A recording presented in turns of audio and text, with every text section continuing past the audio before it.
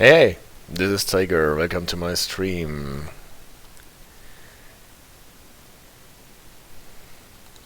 Hello, AJ.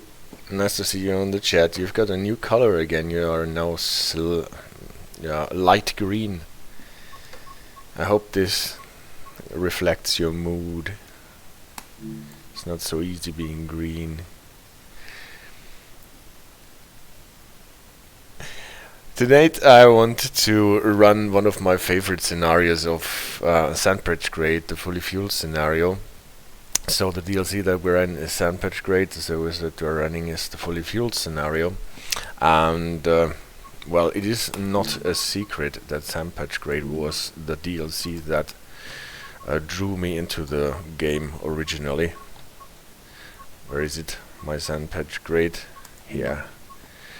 And the fully fueled scenario was the scenario where I first had the opportunity to browse the internet to find out how it works with setting up multiple units and drive a heavy train up Sandpatch Grade. And we will see why it is such a great scenario. It is not only because you have to set up your train properly so that you can actually succeed,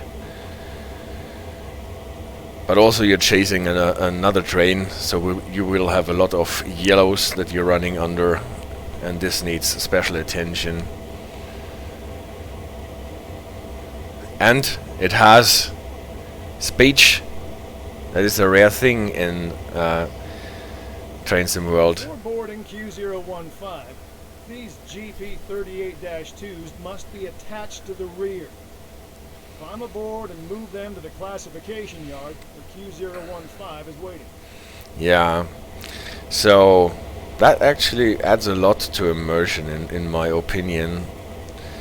That actually someone is talking to you, that you have people talking on the radio like a dispatcher, even if it is just scripted. What are we supposed to do now? Those two GP38s have to go to the rear end of our train because they are the helpers. So all we have to make sure in the beginning is that they are set up properly, and because we have to drive them first without any cars attached, I want to have the lights on, make sure that the radio is off so that this does not interfere with anything later. So this is the trailing unit here. Make sure the trailing unit has the MU valve to trail, what is always a thing that they don't tell you about in the game. Yeah, and well, the problem with this scenario, like with many other scenarios, is that the game does not really tell you everything that you need to know about the setup. This will be the glorious return of Hank. Yes, AJ. This will be the glorious return of Hank. So this is our leading locomotive for the helper pair. The game obviously always wants us to do stuff like insert the reverser handle, and then it says set the generator field, reverser brakes, and sound the horn twice. So unlike other scenarios, it does not give you one instruction at a time, but a bunch of instructions.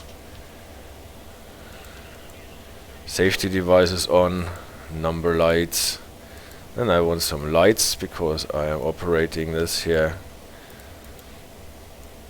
And then the most important thing, what they never tell you in the game, is that you have to set this valve, the MU2A valve, to lead or dead on the leading locomotive. Otherwise you won't be able to release the independent brake fully.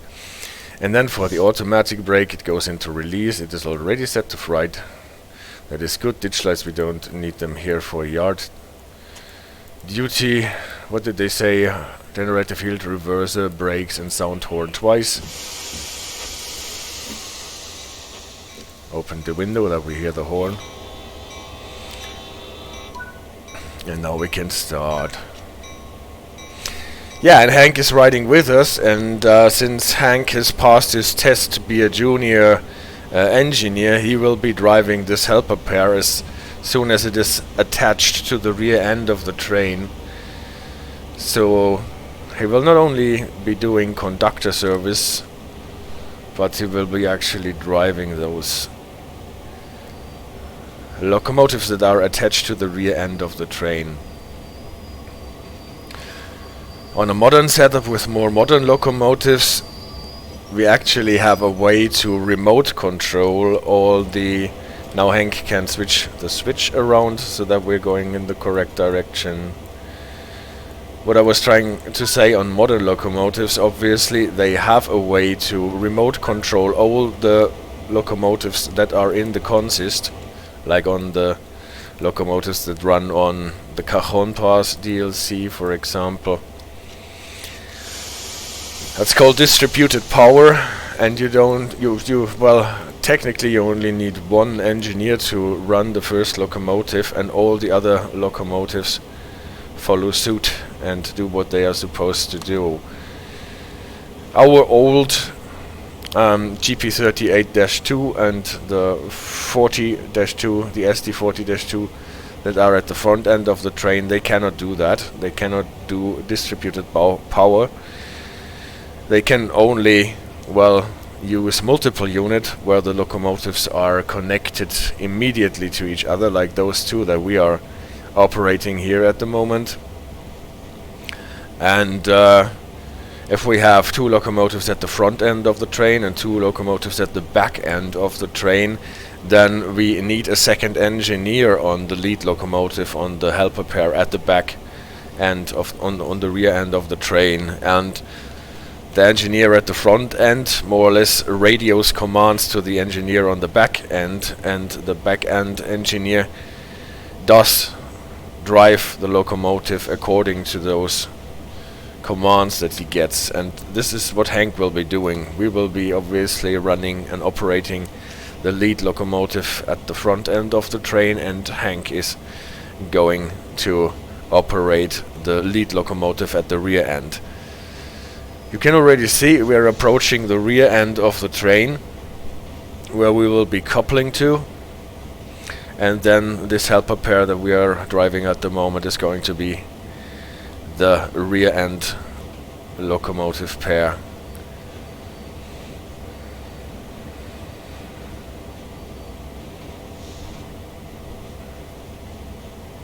And then we actually have to walk to the front end, what is actually a bit tedious. But hey,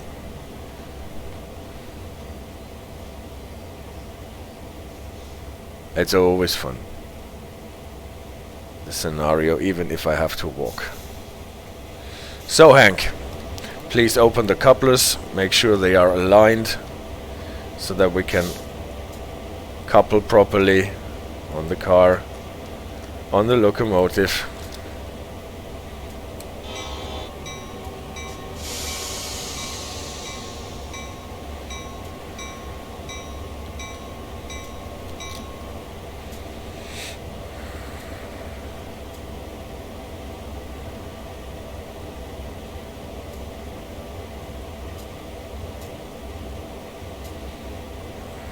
Let's get to the coupling nicely. And here we are. So, and now what the game is telling us: set the reverser to neutral, turn off any lights, and apply the auto brake to full service. Okay. We do what the game wants us to do. We put it into neutral. We switch off the lights. The ditch lights are off already. And then the auto brake to full service. Release the independent brake maybe, and then we're still not going anywhere,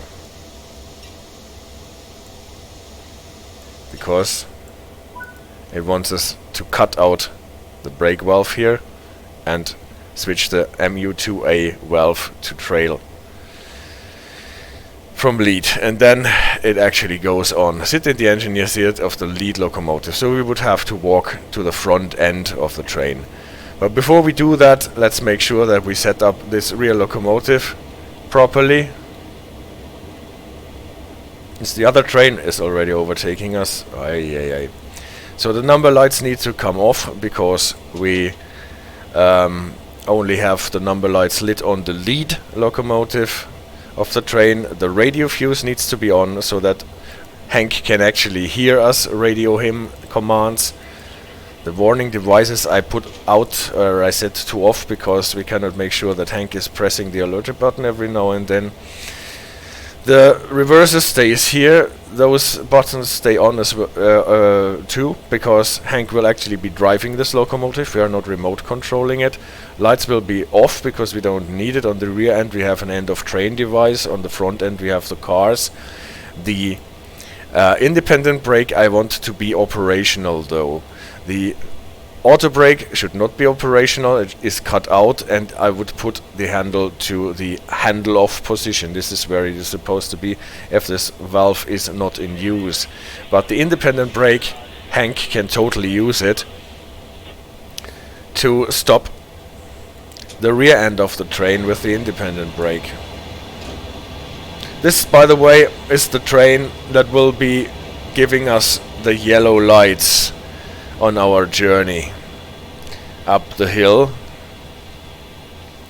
So I left Hank on the lead locomotive on the rear pair, and now I'm just running along. This consists of intermodal containers and flatbed cars to the front end.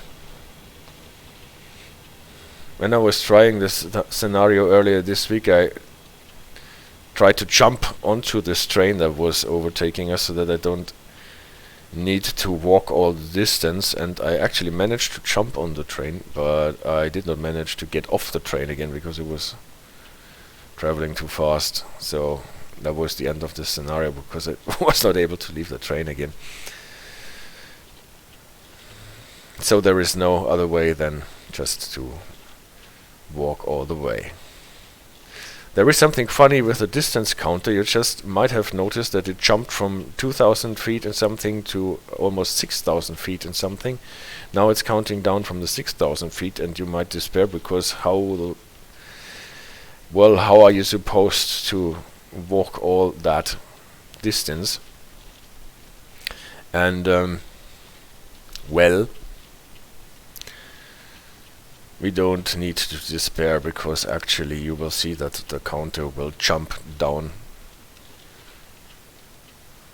and we don't have to actually walk 5,000 feet.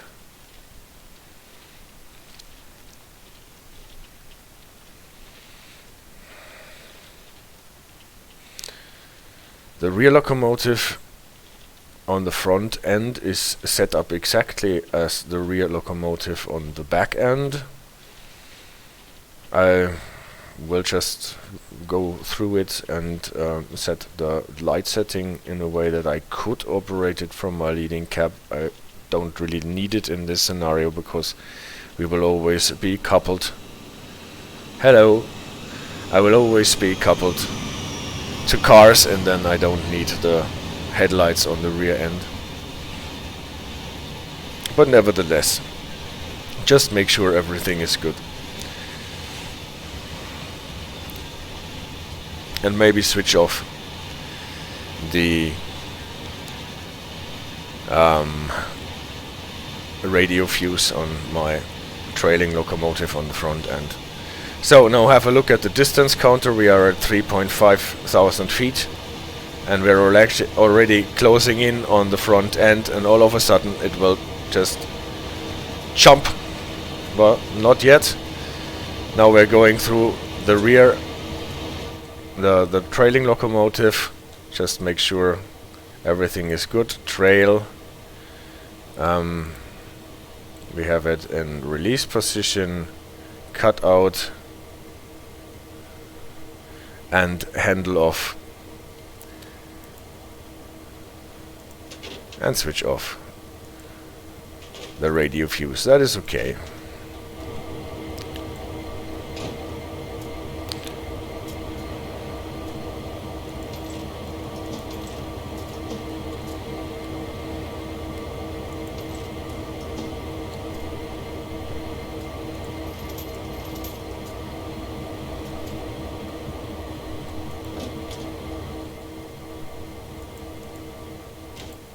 So now we can turn on the number lights here.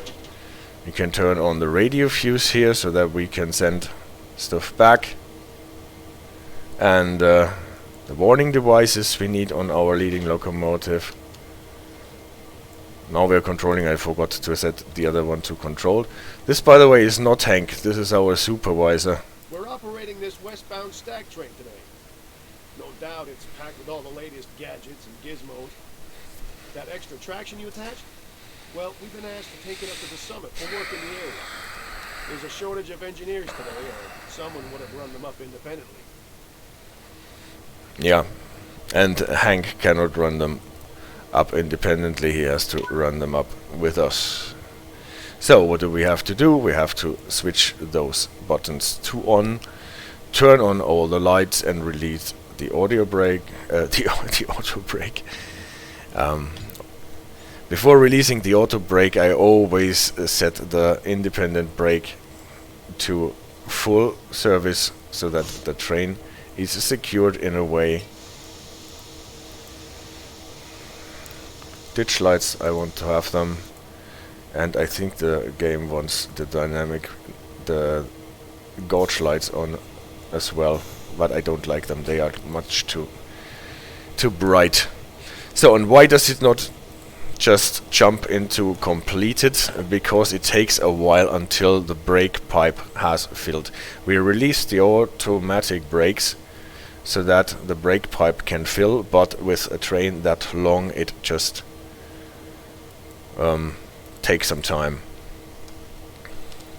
You can see it here on the dial on the front end. We are already at our close to 90 psi that we want in the brake pipe, but on the rear end, what you can read here on the head of train device, you can see that at the end of the train the brake pipe pressure is at 76.7 at the moment, and it needs to climb to almost 90 so that we can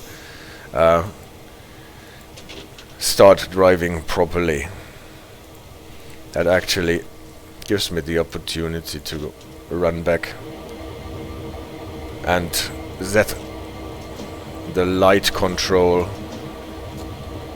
to controlled, but this is only me being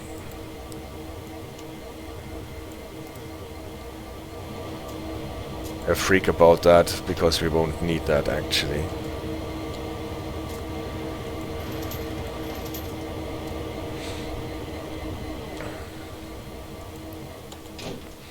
What is important on our leading locomotive is that we release the auto brakes, we have the independent brake in full application, we put the MU2A valve in lead so that we are remote controlling the independent brake on the trailing unit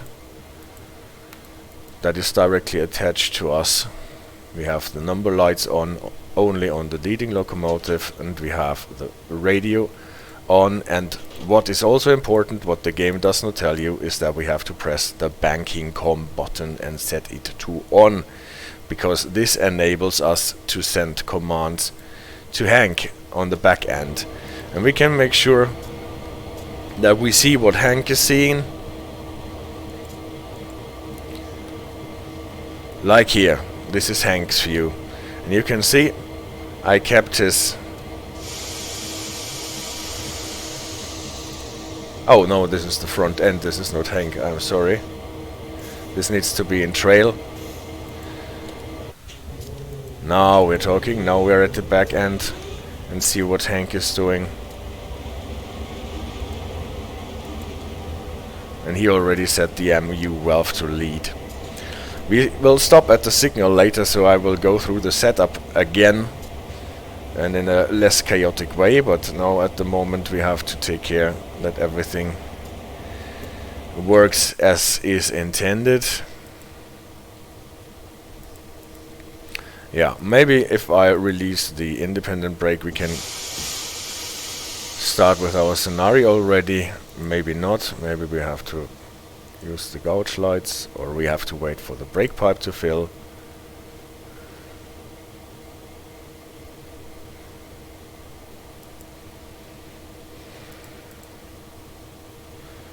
right, release, lead, release.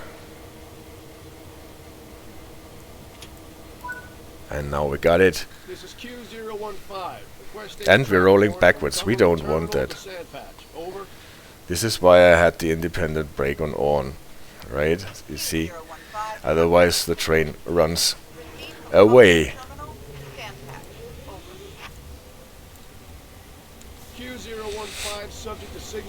And with this setup here, okay, we got our track warrant. With this setup here with Hank on the back end, we can secure the train on both ends, with the locos at the front and with the locos at the end, and by using the independent brake while the automatic brake is fully released. So when I start driving now, I apply some throttle, then I release the brake and I radio to Hank and tell him release the brake too. And then you can see that traction wise this locomotive pair is remote controlled by us. No, it is not remote controlled by us. We tell Hank what he is supposed to do, and he is actually controlling through this control stand this locomotive and what it is doing. And we can see on his device how fast we are going and so on. The independent brake Hank can operate too. What he cannot do is operate the automatic brake, because the automatic brake we control with our brake valve here, and for the whole train. You know that the automatic brake slows down the whole train, and the brake pipe that is controlled with this valve runs through the whole train, including the rear locomotives, and we don't want Hank to interfere with this. Well, what he can do, he can operate the independent brake on his locomotive. Can switch off the lights here again. And we're running with our big, heavy and long train. You can see that we're even getting a loading screen in between, because this train is so long.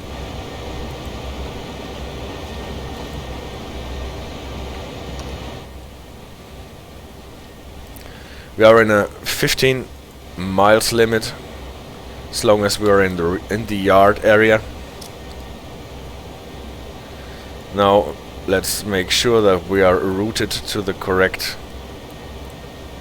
sidings and so on. I think this is not a problem with some of the timetable runs. Those switches are not always set completely correct.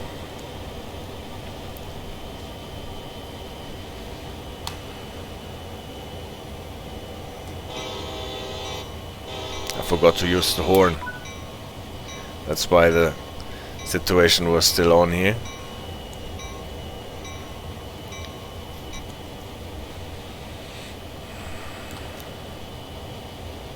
Sound the horn twice. Actually, the scenario can count that.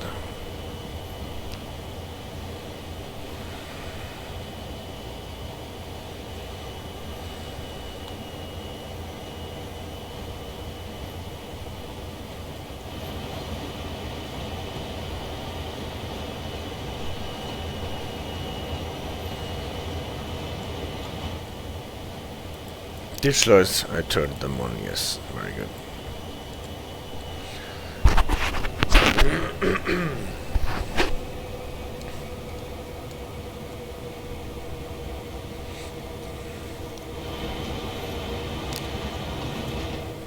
So, my external cameras. This is obviously my primary view from the leading cab. Here we have the view on the command stand of the trailing locomotive at the front, and this one is actually remote control. You can see that the reverser handle is out, and you can see on the effort meter that still this locomotive is applying power. So because those two locomotives are connected directly to each other, I can remote control the second one in this pair. Traction wise, as far as the dynamic brake is concerned, and as far as the independent brake is concerned, because of the setting of the MU2A valve, here to lead and on the other one to trail. With the automatic brake I can control it anyway, because I can control the whole train. This is Hank's view, leading locomotive on the rear pair, and we tell him on the radio what he is supposed to do. So Hank uses the reverser here, actually it is to forward, the throttle is to on, and he is applying throttle just as we are doing it. The game is simulating a driver that is just copying what we are doing at the front, as long as the banking com is pressed. And he is operating the throttle, he's operating the dynamic brake, he's not operating the automatic brake because we are doing that for the whole train. And what he can do, he operates the independent brake for his two rear locomotives, independently of us.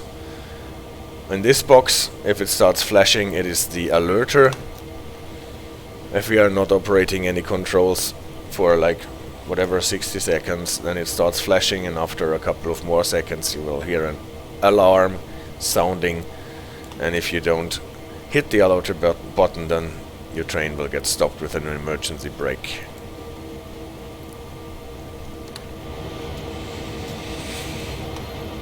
We have made our way from Cumberland Yard to close to Cumberland Station.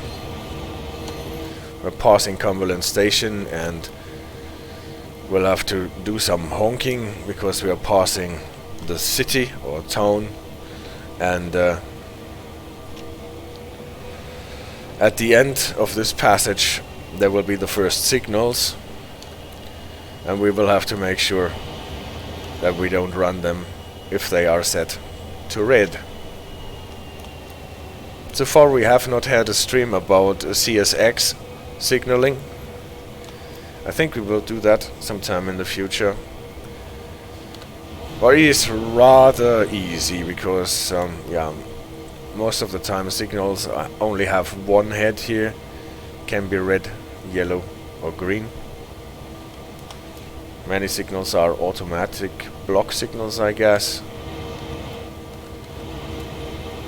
And the other signals only show a limited amount of aspects. The signal that governs our exit from this line that we are traveling on the main line will be a dwarf signal mounted to the ground, and usually shows a double red if we must not go, and is able to show a red over lunar, white for restricted, and then we can go out onto the main line with restricted speed.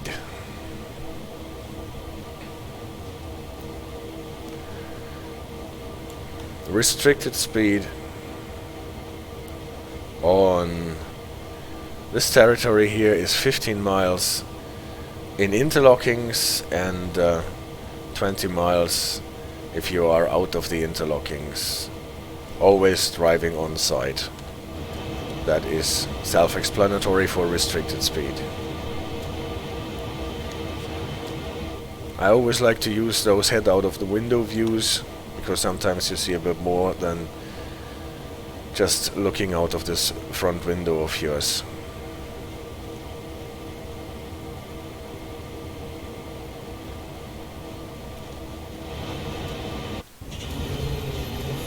This is Hank view again.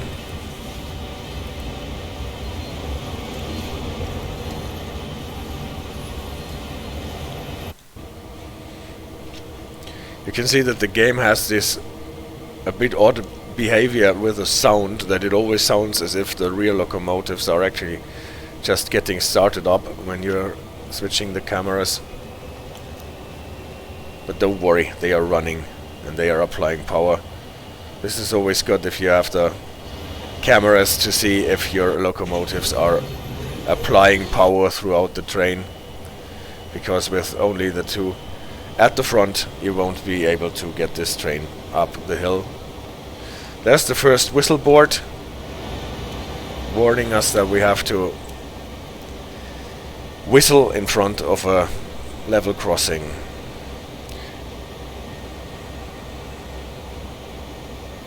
Be careful sticking your head out of the window, or you might pull a hereditary reference. No, I don't know this movie. A hereditary reference. Well, I would be more concerned to hit some mast or some part of a train coming from the opposite direction.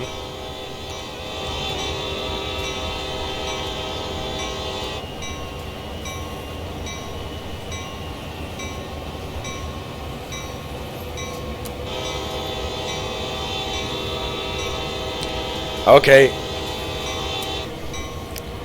No, I don't know that.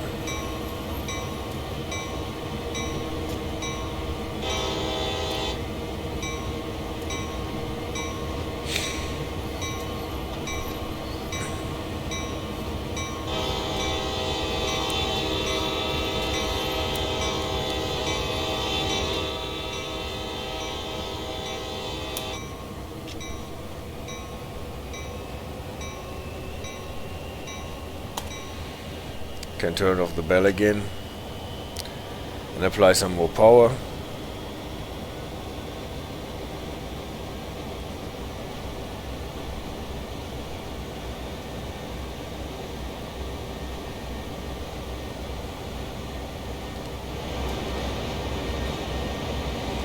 I think this is the station here.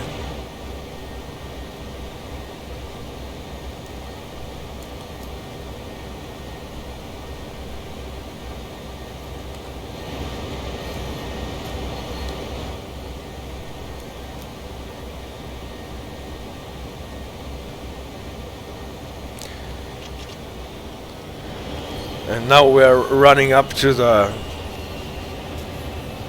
signals, and we can see that our signal, it is the right dwarf signal that we can see there, is still red, so we actually have to slow down and make sure that we stop this heavy train in front of this little dwarf signal.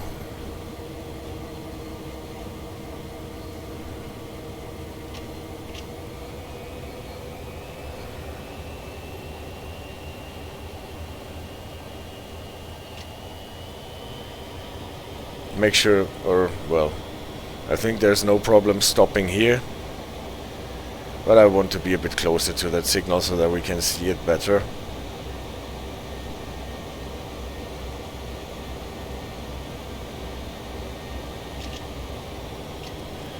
Not overdo it so that we do not run the signal. And as soon as we are stationary in front of that signal, then I can go through the setup once more with 3 slides that I made a couple of times ago.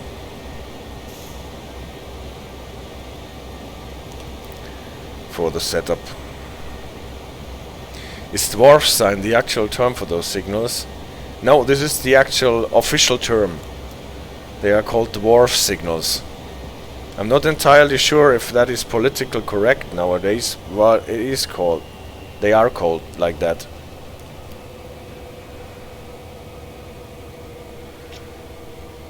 So,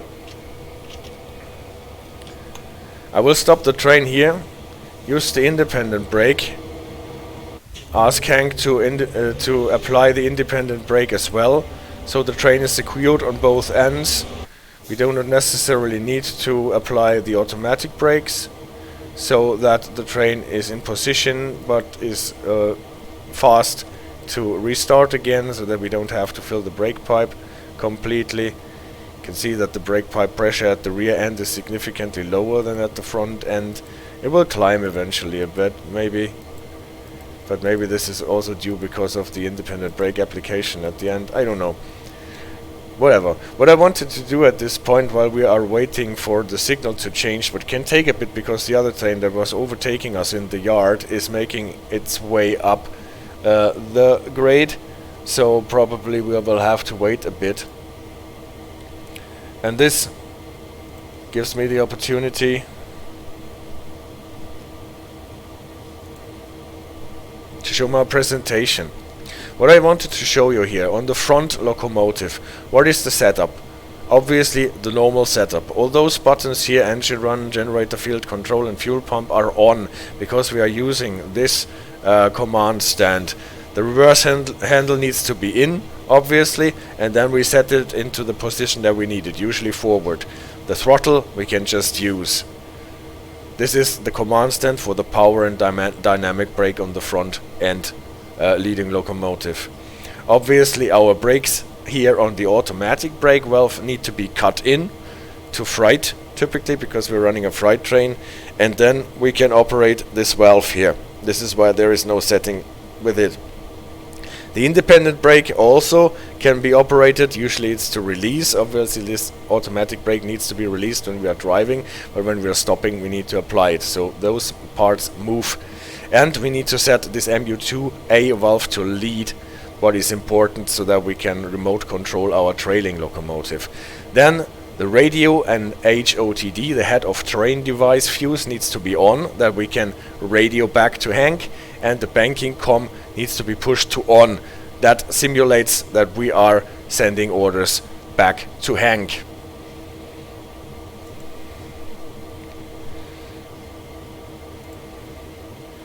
Okay, then our trailing locomotive, like this one, front end trailing locomotive. Same goes for the rear end trailing locomotive.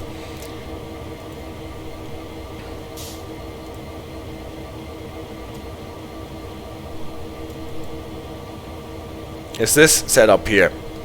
All those buttons that are on the leading one are to off, because we don't want to use this command stand, because we are remote controlling this locomotive from the leading one. This is why the reverser handle is out, the throttle is to idle, the dynamic brake is to off. So this command stand is not used, everything is off. Also this brake valve is not used, this is why it is cut out.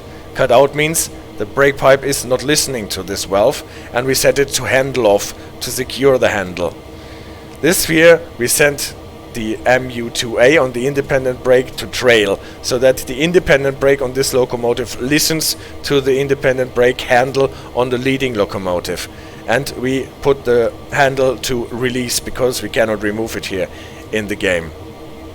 The banking com is off, obviously, because we are not sending out commands from the trailing locomotive, and the fuse is to off because nobody is here who could listen to our radio signal. That is the trailing locomotive setup. Let's see what the signals are doing. They are still red. So we can go back to Hank and look at the third setup that we need for the rear end leading locomotive. Rear end lead locomotive, we are using this command stand because Hank is driving this locomotive. So we need to switch everything on, engine run, generator field control and fuel pump on. We have to put the reverser in so that Hank can actually operate throttle and dynamic brake here to command the rear two locomotives.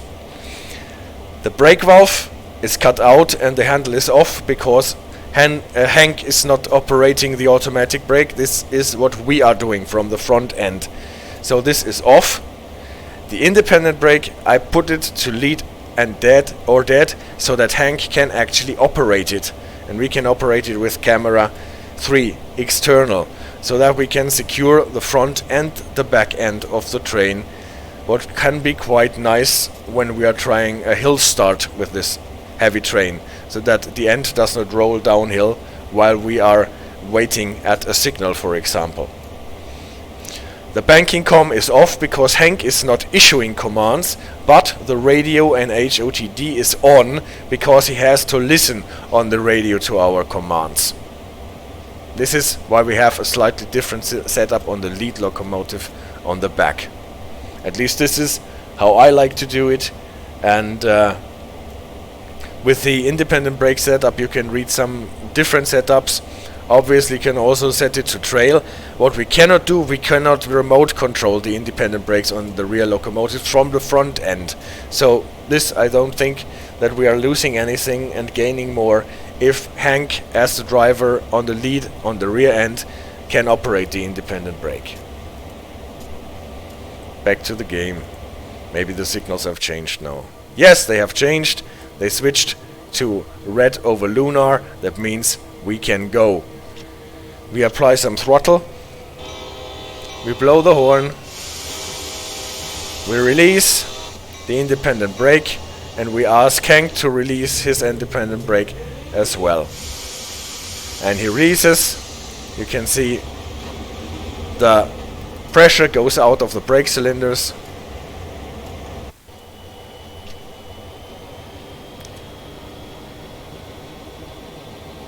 And the train is moving. Since we're getting a restricted signal, we should be restricted to 15 miles, regardless of the track speed limit. And as soon as we are through the interlockings, we can accelerate to 20. AJ asks me if I realized that Twitch now has an image for Train Sim World 3. We are wondering how long it would take a while ago. Yeah, true. I did not actually realize that they have an image now, but good thing.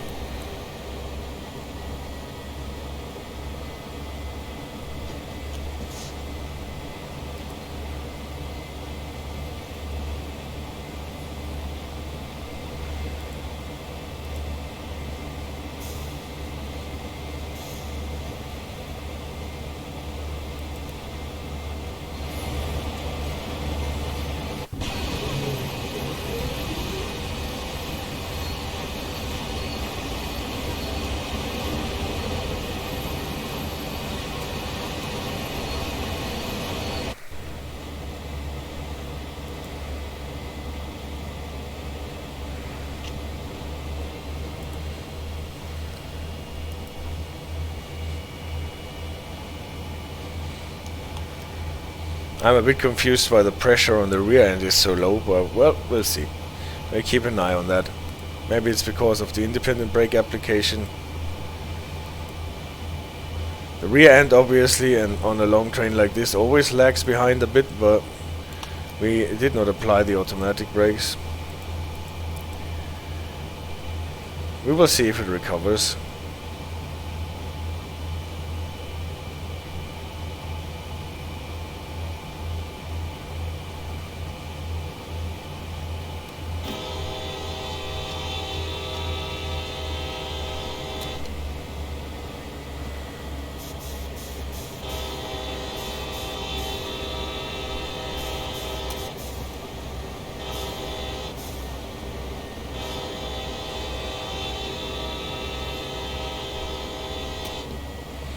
So on this passage we have a bit of honking to do.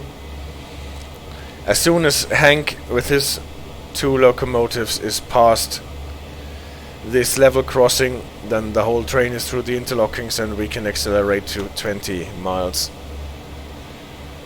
As long as we can see far enough to stop our train in the part of the track that we can actually see.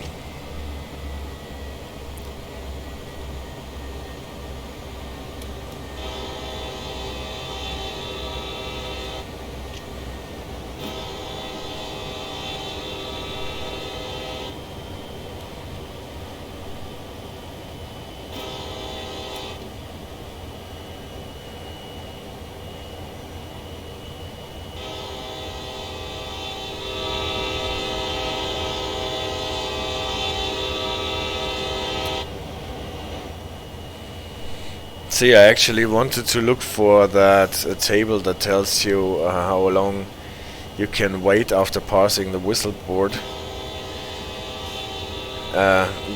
in accordance with the speed that you are traveling at, so that you still start your honking pattern 15 seconds before passing the level crossing.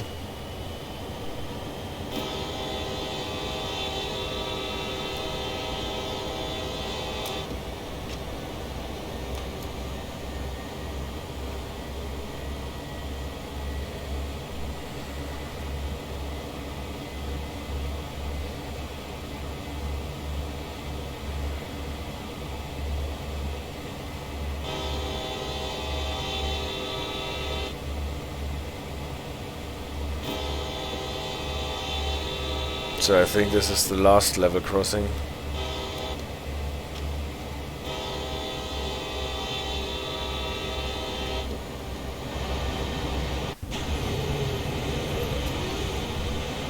So you can see that Hank is still not through the interlockings. He's just passing the signal that we had to wait at. We'll just see the little dwarf signal coming up every second now. Here it has obviously switched back to red because after we passed it, it was supposed to switch back to red.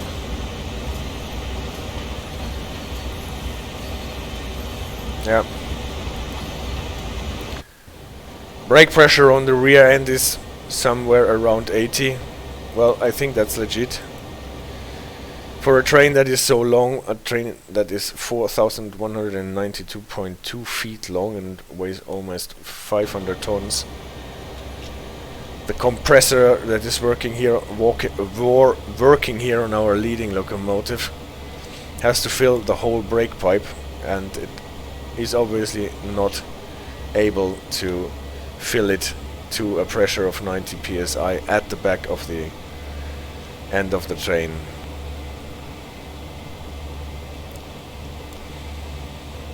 Without overloading the front end of the brake pipe. So we can see that Hank is about to go out on the open line. You can see his two locomotives are switching on, and now we are out of the interlockings and he can radio to us. Rear end of the train has passed. We can accelerate to 20 until we get a better signal than restricted. Yes, AJ, that was nearly 5,000 tons.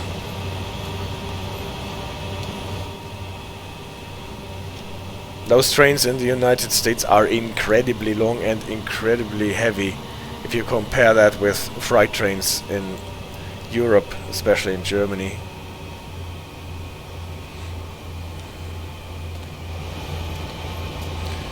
Train from the opposite direction.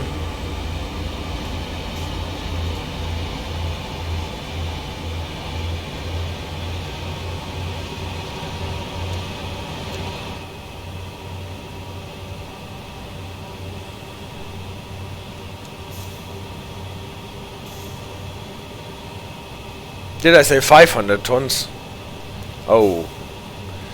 500 tons would not merit 4 locomotives, I guess.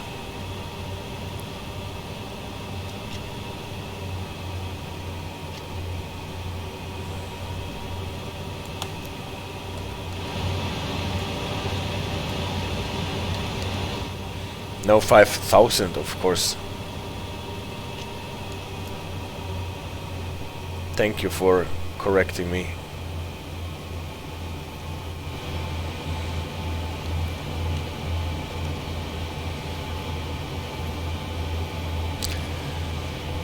Yeah.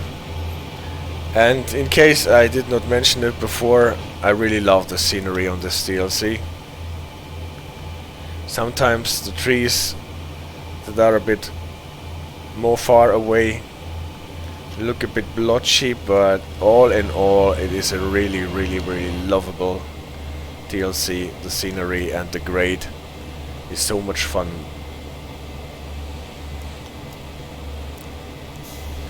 I think if it had not been for this DLC, I would never have been drawn into this game.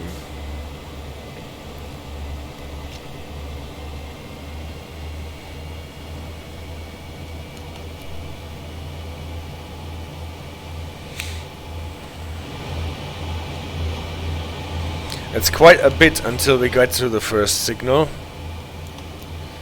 After leaving the Cumberland area.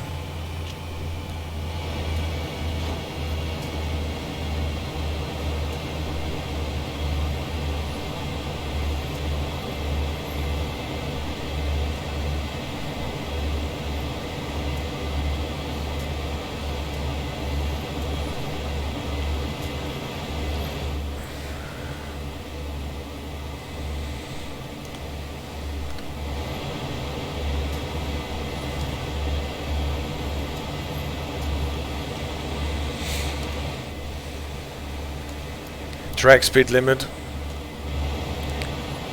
goes up at this point, but we're still running under the restricted that we got from leaving the yard area. We're out of the interlockings, but still have not gotten a better signal.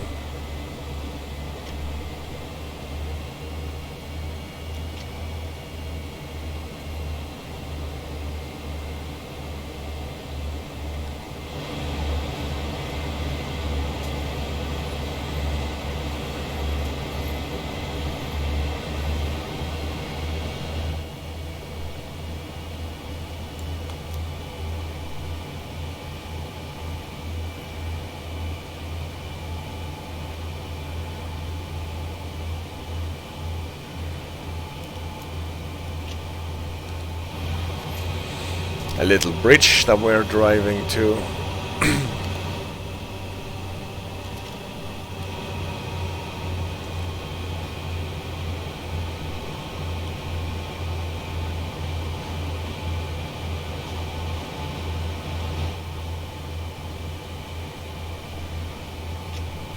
And it's so sweet how often you pass this little river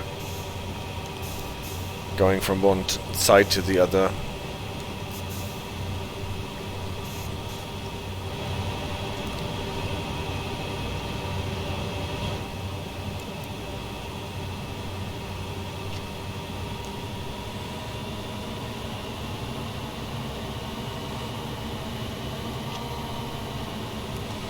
And what obviously not everybody likes it, but I really like it, it takes really long to drive those trains up the grade.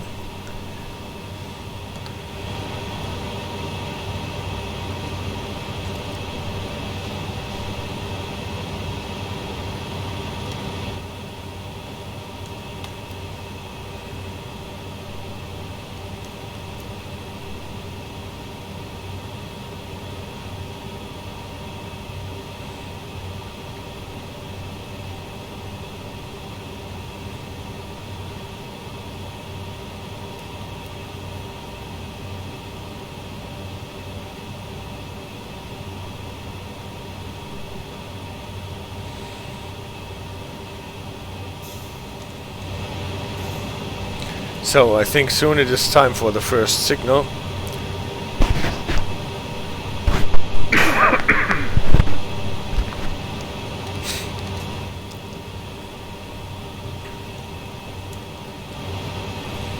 Actually, for this scenario where you are running under a lot of yellow signals, it is quite helpful to have the track knowledge and memorize where the signals are so that you can be cautious not to run a red signal. Since the yellow signal tells you to stay below medium speed, what is 30 miles, and be prepared to stop at next signal. And for being prepared to stop at the next signal, you need to know where the next signal is.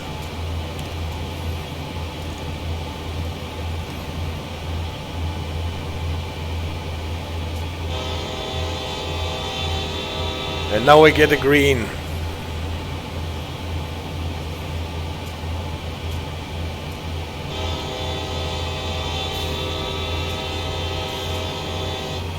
And that means we can accelerate to line speed of 35.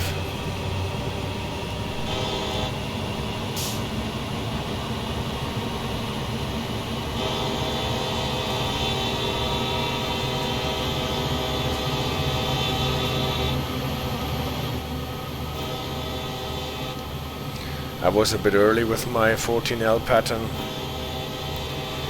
so I just repeat the second part with a short and long.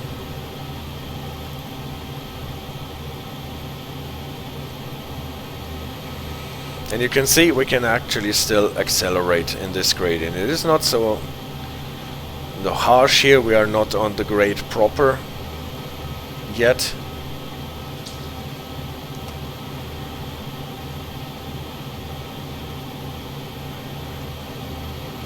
Until we get to a town called Hyndman, It is just a normal grade, and after that it gets really nasty. And the fun thing is actually if you have to stop your train at a red signal in the grade, and then make sure that you can restart it.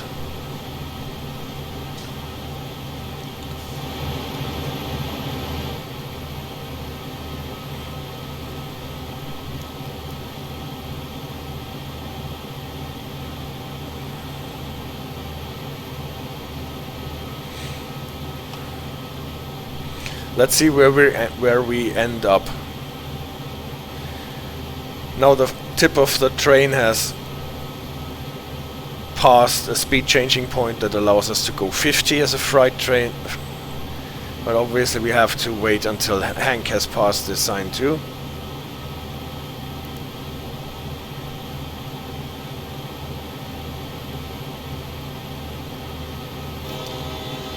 But this is not so bad, since we are beyond the 35 still anyway, although we are running full throttle.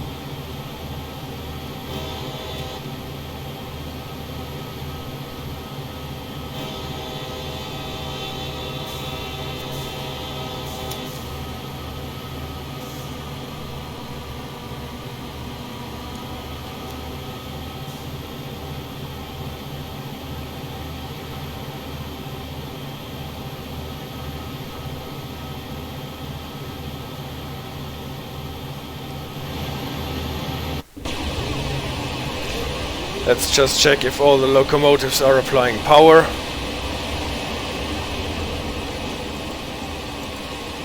Also this one, yeah, all good. Can go back to Hank. View.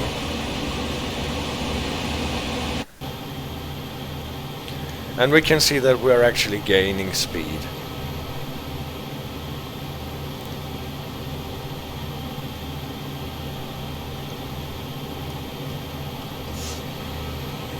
Can never hurt to drain the brake pipe,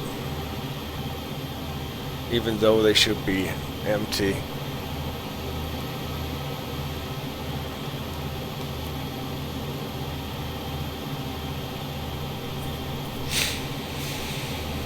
This is a nice signal because you can see it from far, far ahead.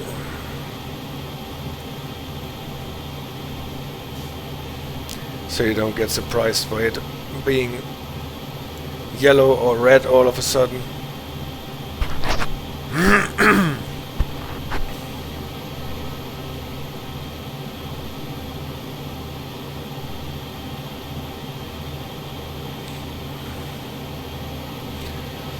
What you can see is that the distance counter here on top measures in absolute distance as the crow flies. You can see it is 13 miles now, and it will... Yes, Hank has passed the speed changing point. We can accelerate beyond the 35. It will climb to 14 miles when we are going ahead.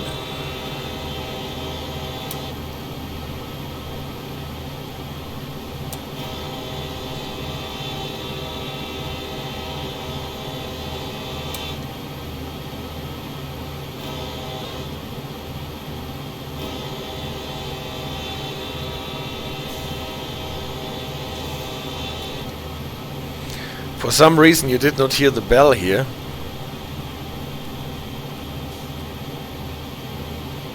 Usually the bell is annoying you as soon as you use the horn, but sometimes you don't hear it.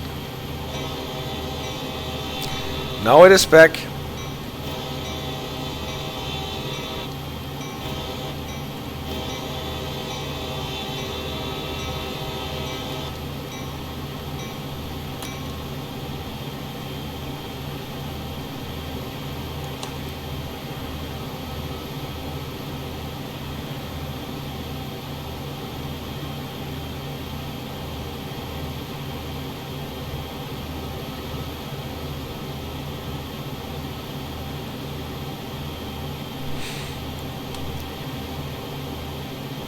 So, I hope we did not lose too much time at the signals, and when staying below the 20 because of the restricting,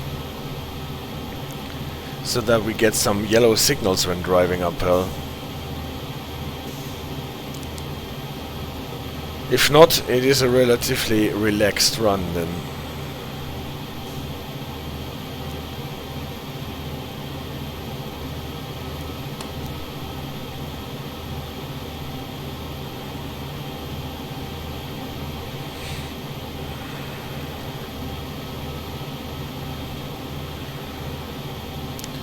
And we have still some track with a limit of 50, so that we can accelerate even more.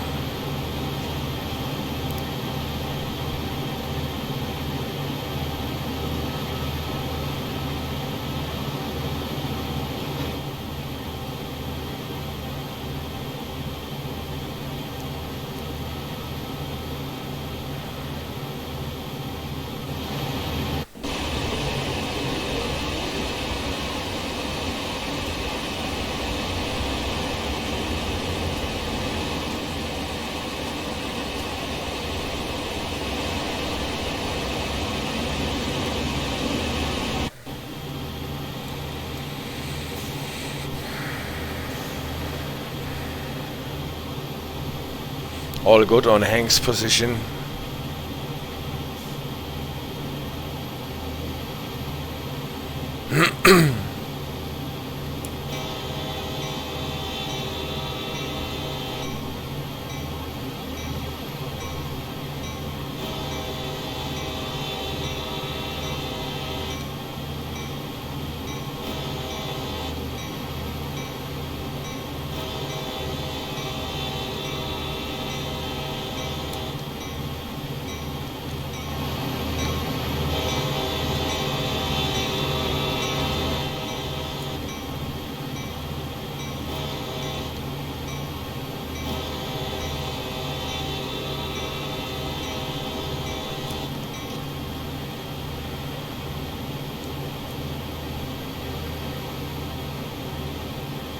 Signals are still green.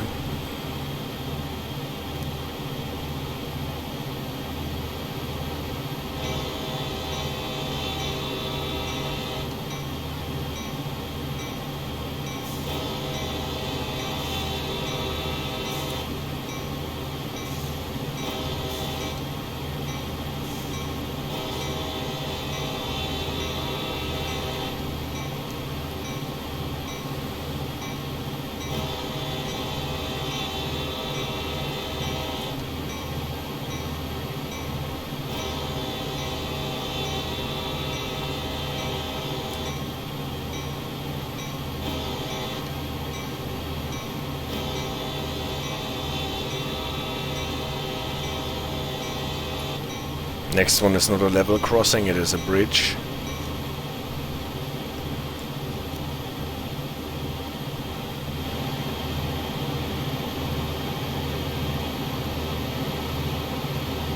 Yeah, but this speed is about what we can do. Cannot really accelerate beyond the 40.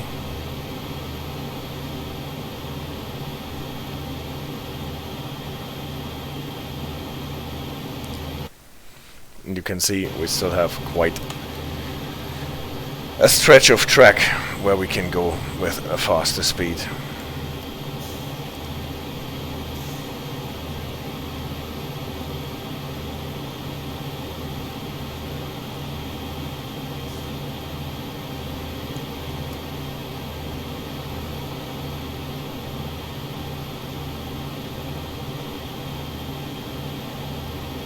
Also those long straight parts of the track are really relaxing because you can see signals from very, very far ahead.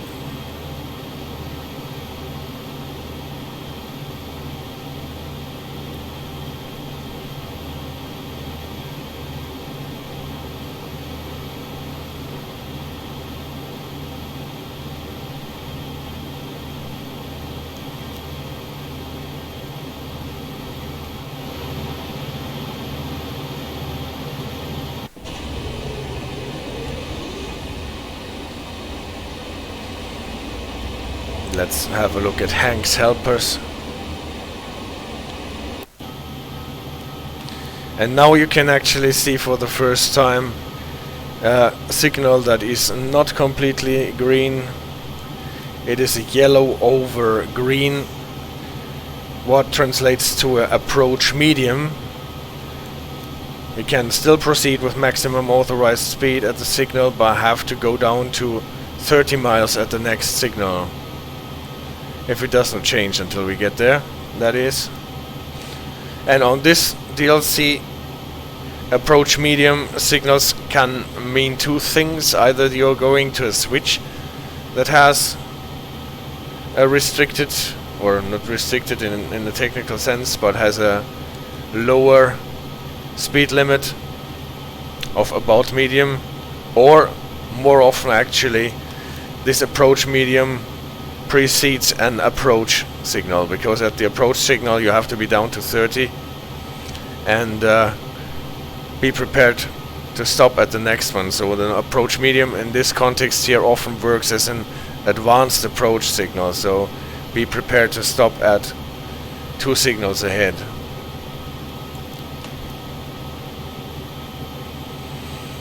So starting now, we need to be in the know when the next signal, or where the next signal actually is, so that we can bring down our speed to 30 before we get to the next signal.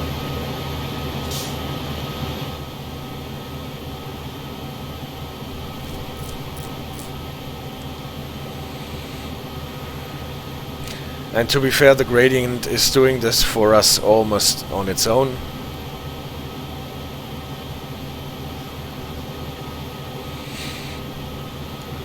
Can you already see it? Yeah, there is a reduction to 25 upcoming in 4 miles. That is the bend at Hyndman.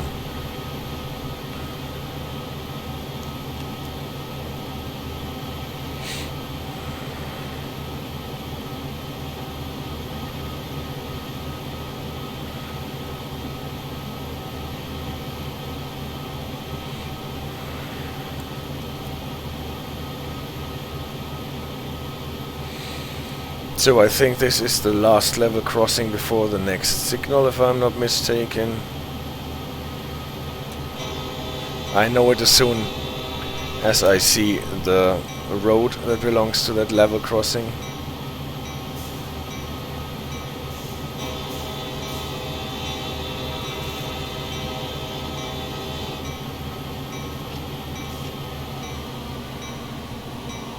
Yep. I think around the next bend to the left there is a signal.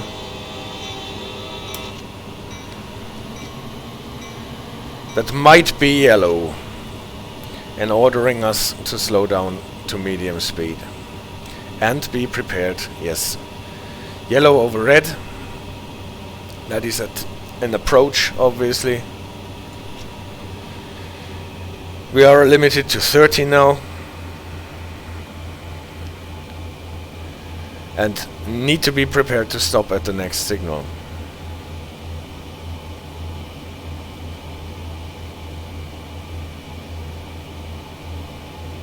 And I think we will get the next signal at the end of this straight here, before we actually go around the bend.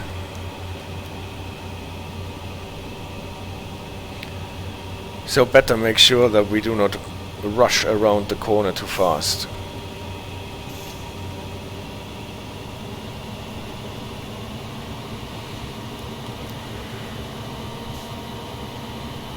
This is why those long straights are so great.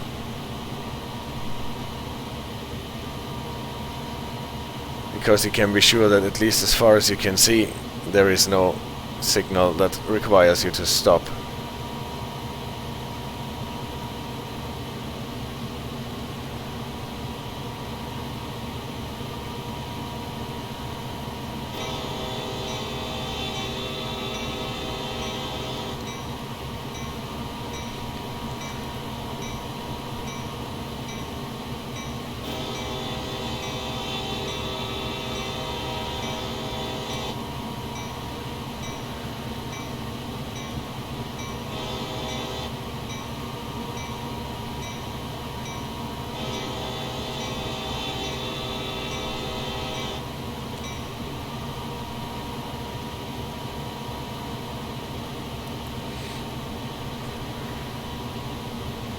I'm never sure at this point if those are already signals up ahead or if this is some sort of scenery. What you can see. At any rate, I let the speed drop so that I am able to stop around the corner. This is not a level crossing, this is a bridge again.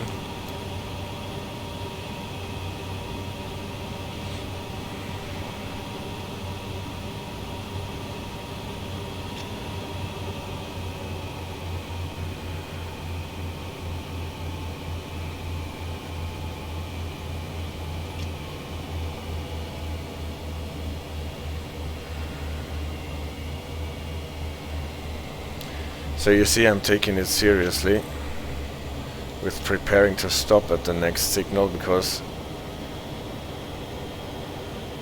this train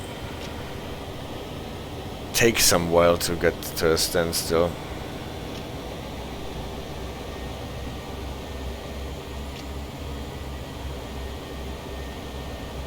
And I think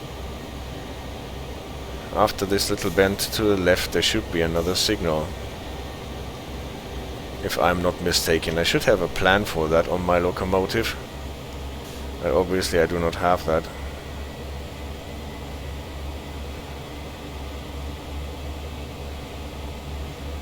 So I need to rely on my brain and the root knowledge that is in there.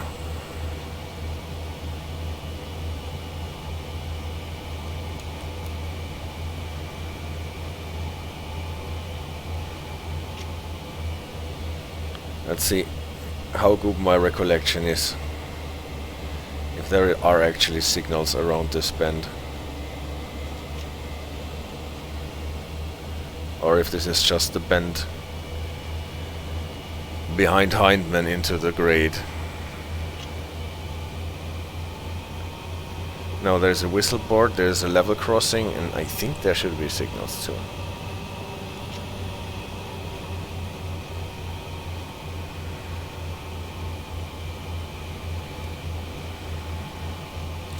So we need to be prepared to stop at those signals.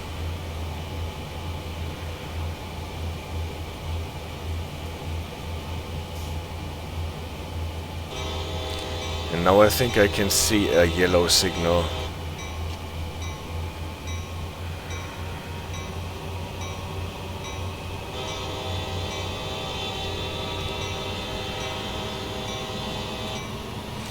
And this yellow signal means it is not red, so we can actually accelerate to medium speed again.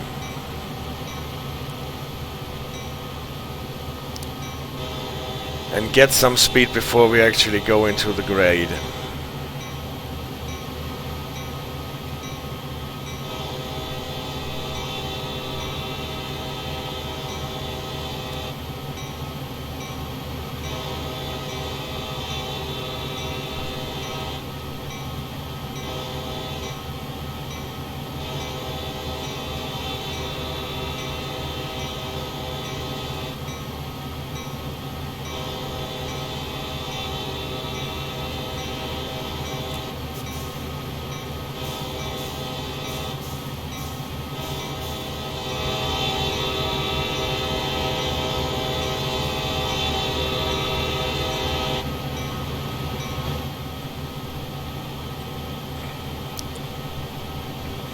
A short distance after this bridge we should have been back to or down to 25 miles.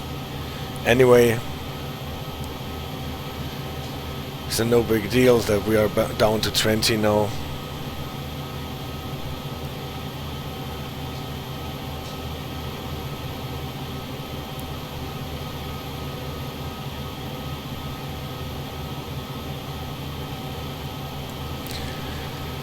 And this is more or less where the grade properly begins.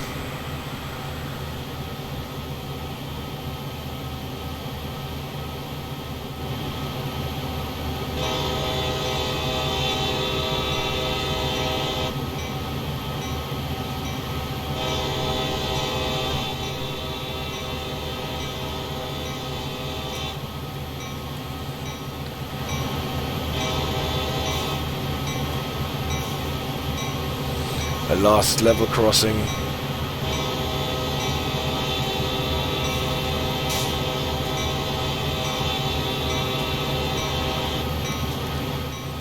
Okay, but don't forget, we're always running under an approach aspect here. The limit to 30 that comes with the approach does not really bug us, because we can't go faster anyway, because of the gradient and because of the track limit to 25. But we need to be aware that the next signal might actually be red, and for that we need to know where the next signal is.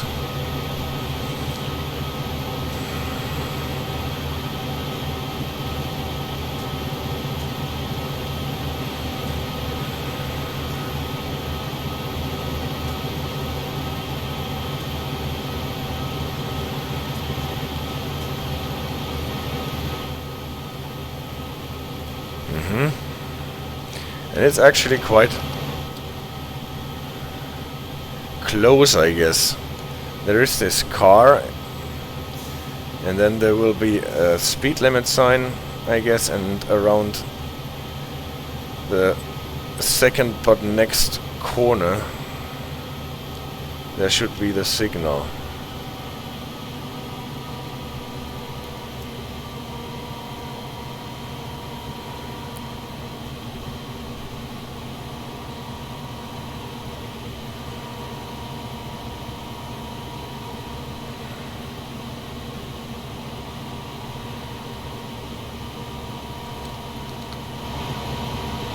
Sometimes it is good to put the head out of the window so you can see the signals a bit earlier.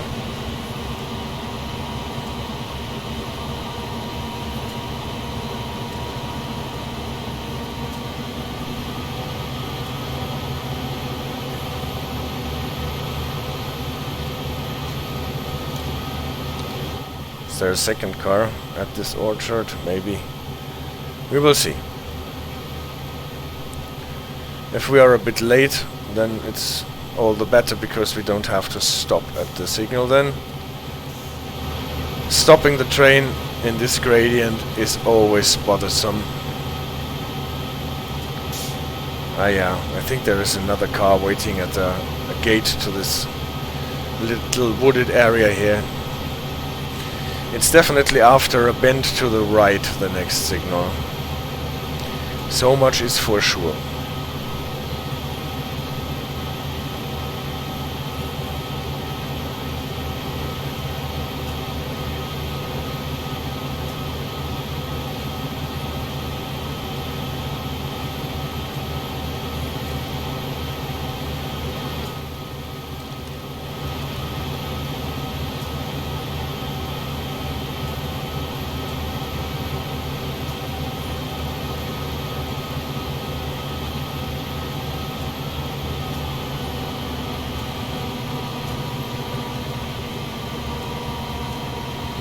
Let's make sure that we're prepared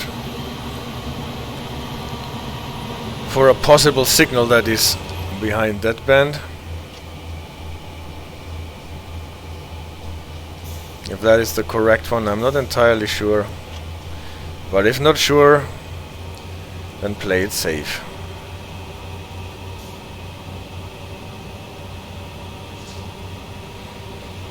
Better go a bit slower now than spadding out, or even, well, or have at least having to stop the train in the gradient.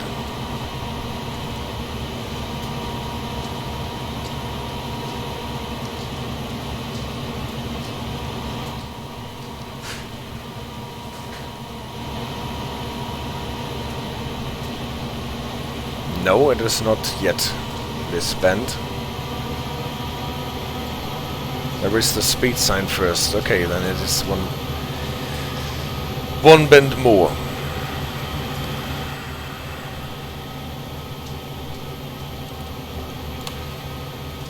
Obviously everything would be easier here if you had this HUD element that tells you where the next signal is. But I think it is more fun trying to recollect it from your memory and drive accordingly.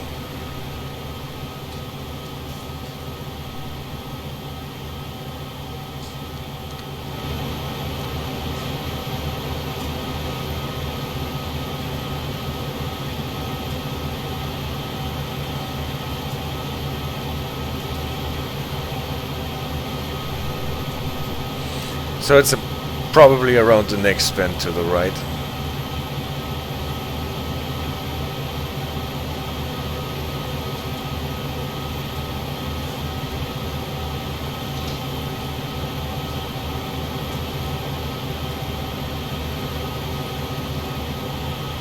As long as we are bending to the left, we're safe.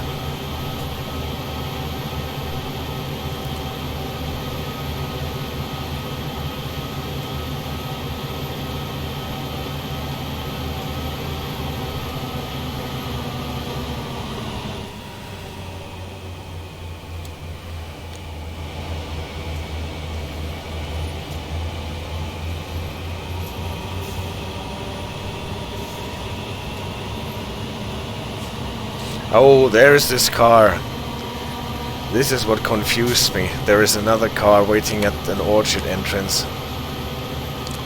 Well, true. I had a feeling that it was early.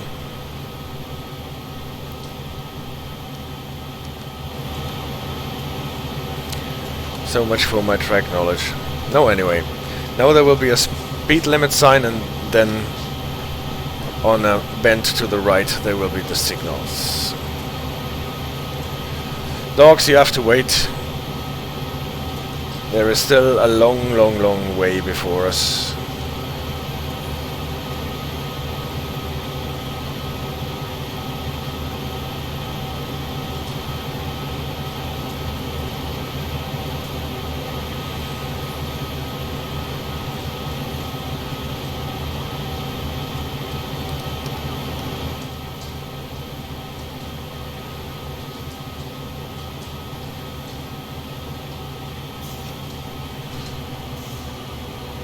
Bend to the right, there is a speed limit sign. And then make sure that we are prepared if it is this bend or the next one. It's probably the next one, but just in case.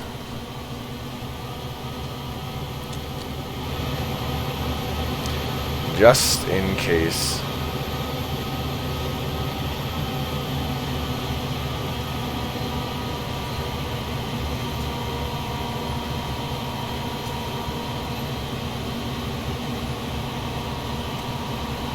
No.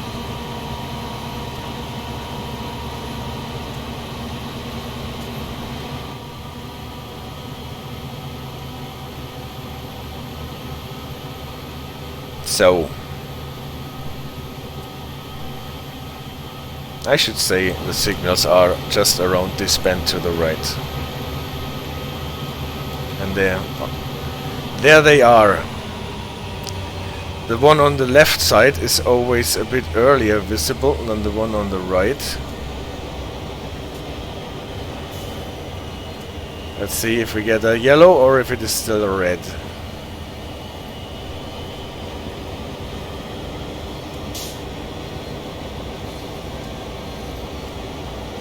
It is yellow.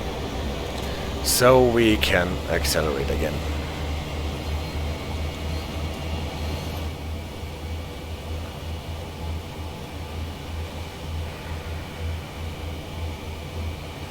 When accelerating, always make sure that your effort meter does not go beyond the 9, or you are prone to get wheel slips. As soon as the needle goes back to 7.5, you probably can put on more throttle.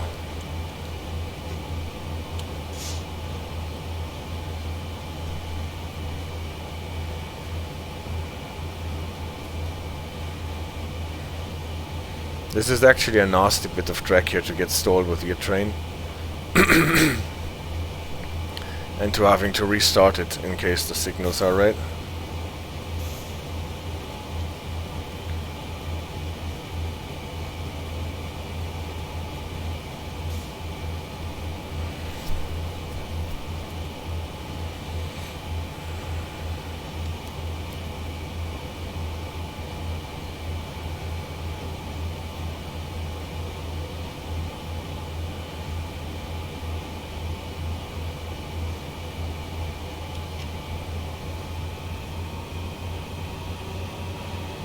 See, a bit beyond the 9 is possible.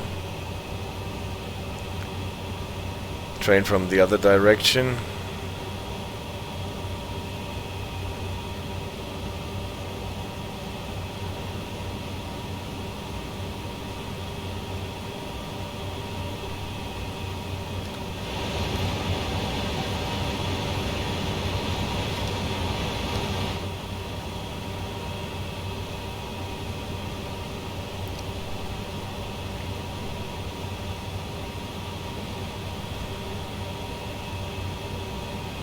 I guess our F-word meter will not drop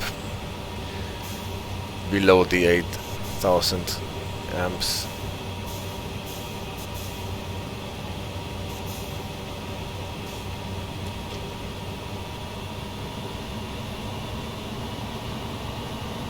As long as we have enough grip, it's not a problem.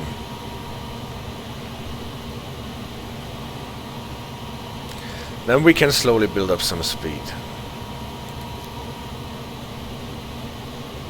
Next signal is a rather relaxed one, I guess. Because you can see it from far ahead.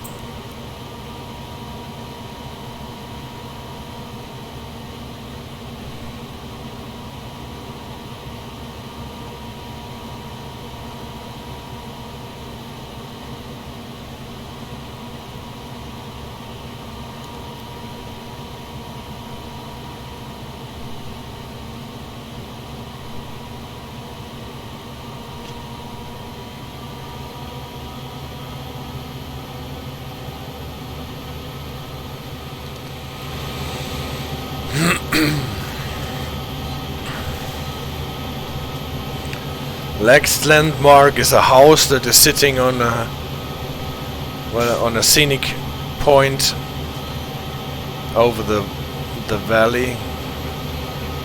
Here, yeah, that's what I meant.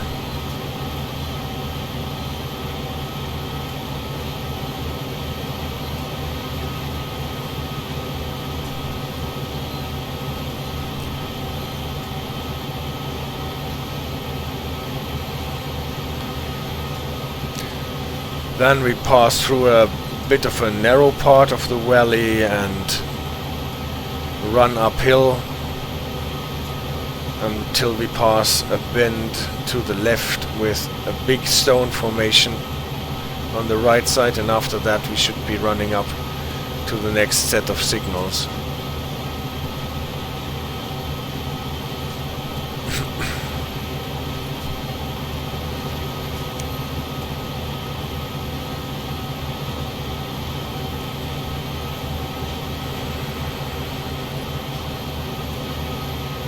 So if we are lucky, we don't have to stop at any signals on our way to the top. And then I do not have to try to get this train running in a hill start.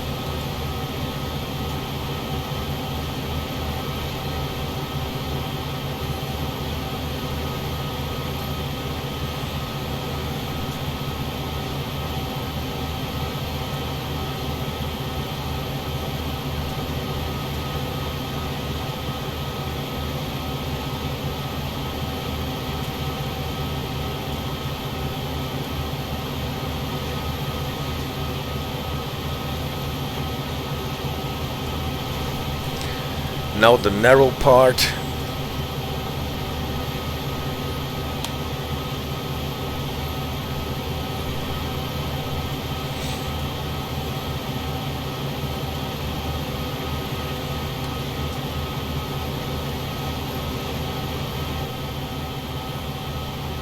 Have some externals.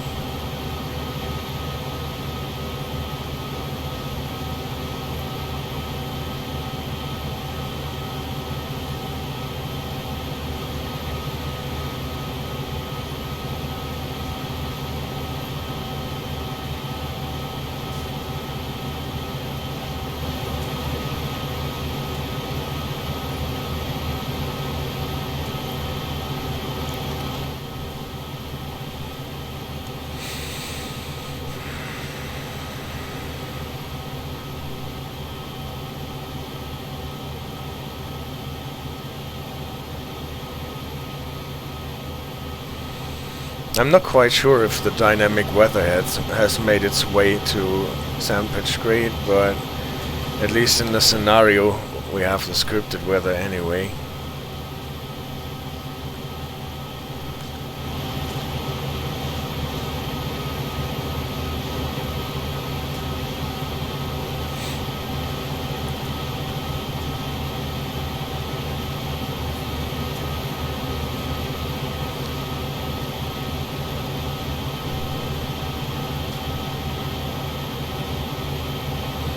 Our locomotives have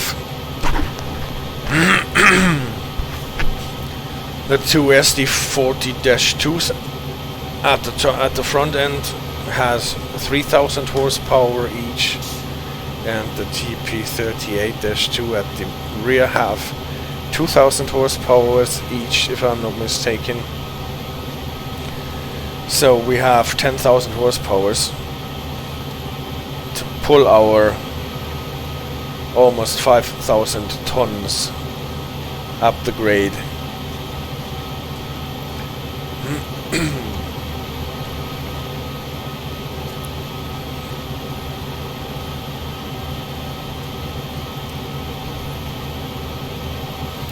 What is okay, I guess. Could be worse.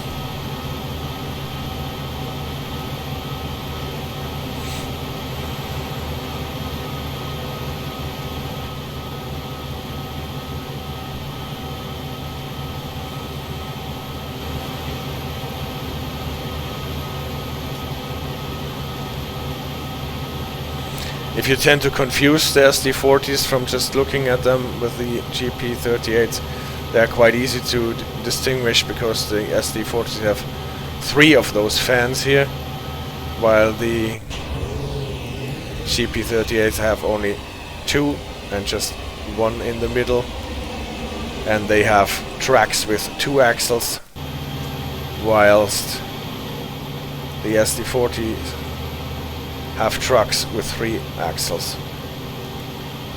So even though they look a bit alike,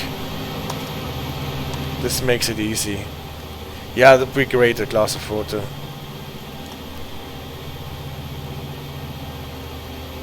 They're quite easy to distinguish and to tell apart.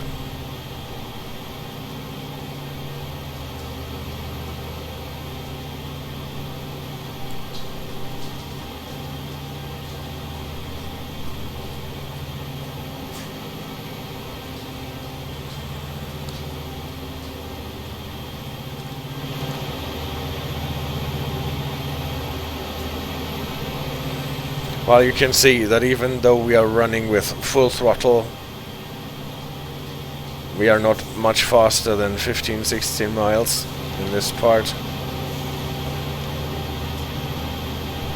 So there's actually no actual need to slow down in front of the next signals. And I think they will be coming in after this part here, where we go through to the left with a big rock formation to our right. Yes, thank you very much. And there is the next signal, and it is yellow, so we can just go on.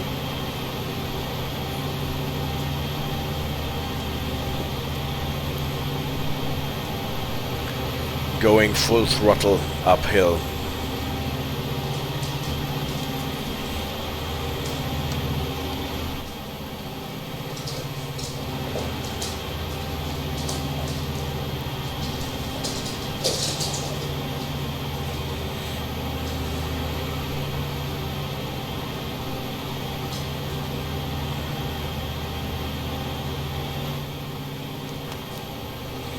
Next signal is actually a tricky one, I guess.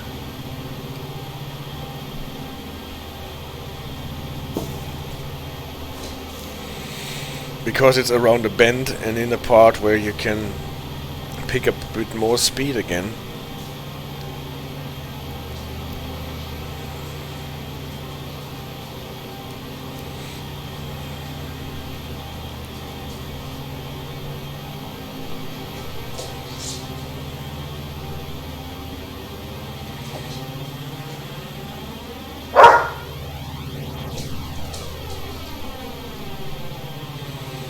the dogs are getting impatient too.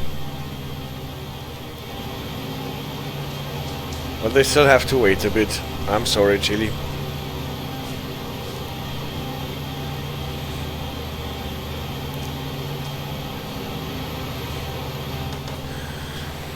But you will be happy to hear that we do not have to drive downhill after the summit, because the train will stop at the summit and we will be taking the helper pair at the end to a siding, and then the scenario is done for us.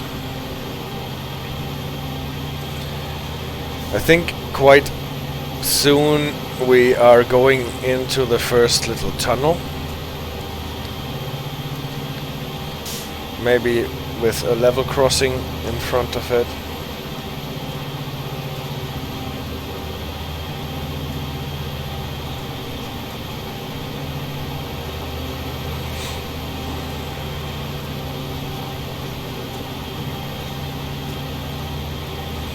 At least there is a whistle board.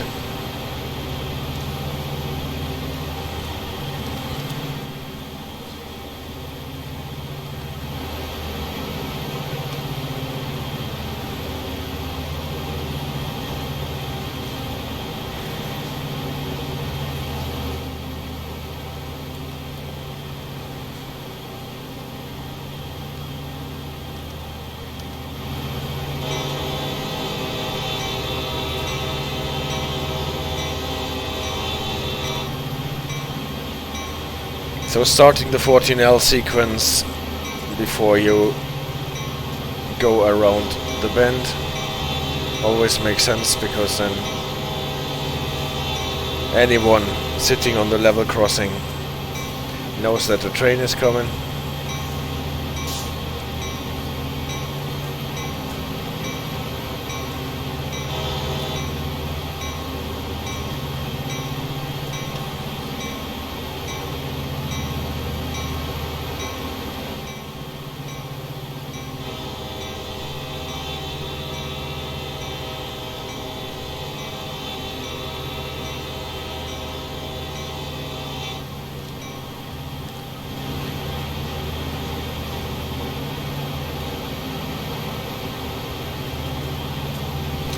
And now there should be the tunnel.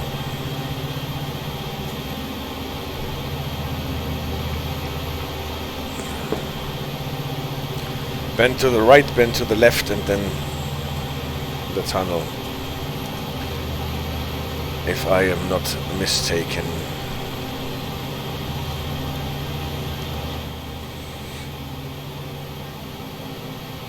Train has picked up 1 or 2 miles per hour.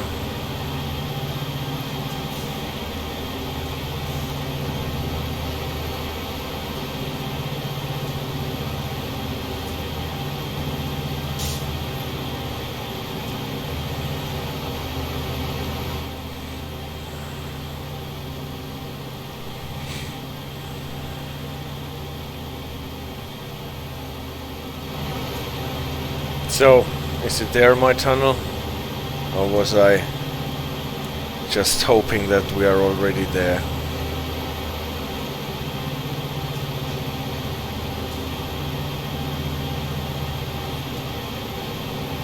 Oh, I'm afraid I was just hoping.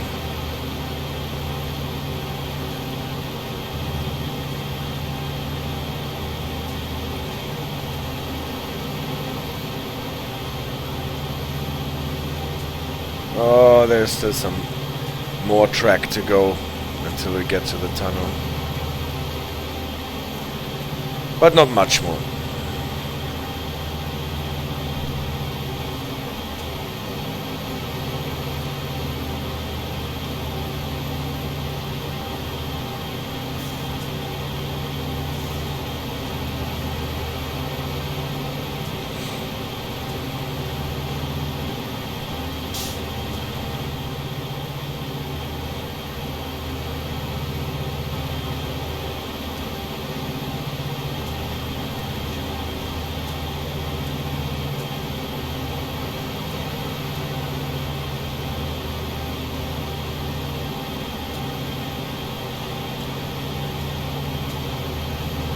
Here it finally is.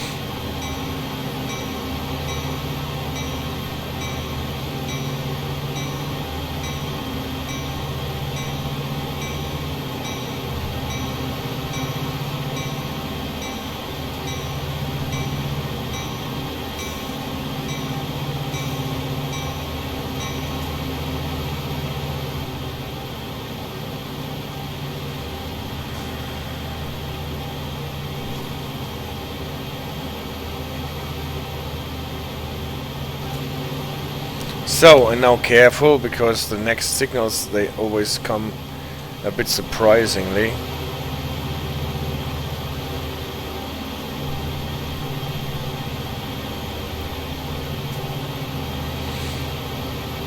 There should be a bend to the left, what is safe, and then a bend to the right with a bridge, and quite surprisingly, after the bridge there are the signals.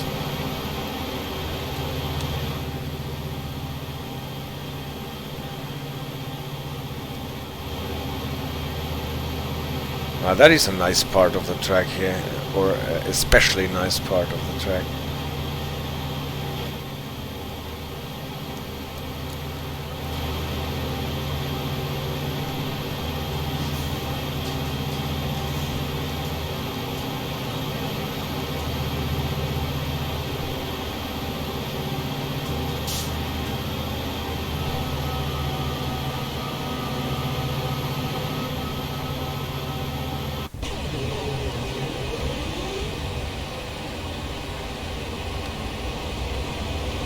I think has still to make it into the tunnel.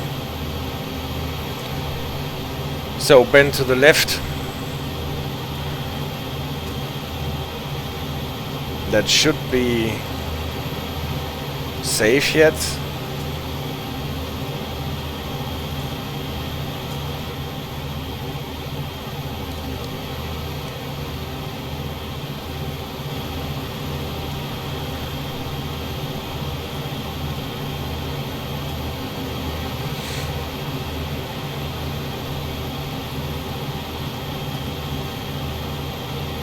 But as soon as we're turning to the right, we have to prepare for potentially red signals.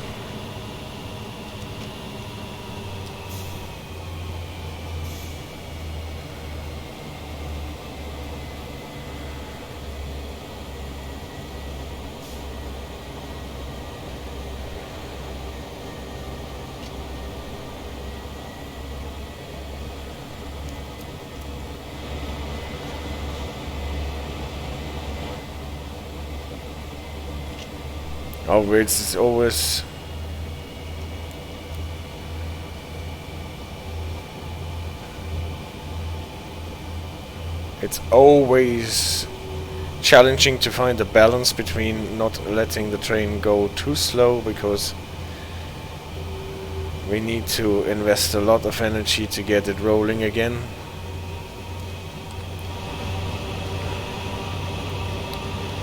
But still, if the signals are red here, then we have not much time to get the train to a stop. This is the bridge.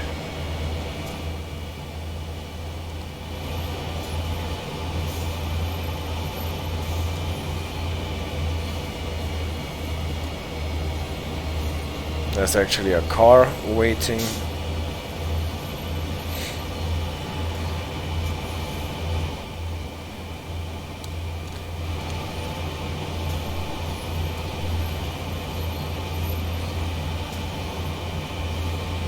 And I think shortly after this bend behind this bend.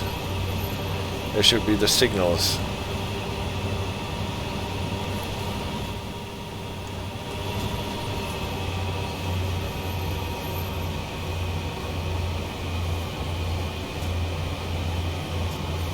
Yep, you can see the one for the left side, it is red. And what is it with ours? It might be yellow, if I saw it already correctly through the trees. Yeah, there is something yellowish flashing. So we can go on.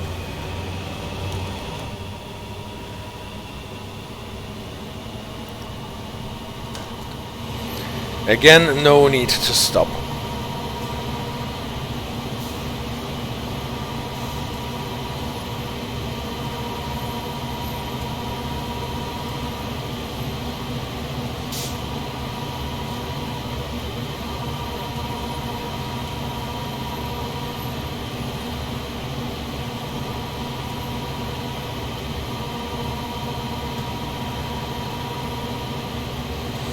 I think the next set of signals is easy, in a way as that you have a lot of room to spot them before you get there.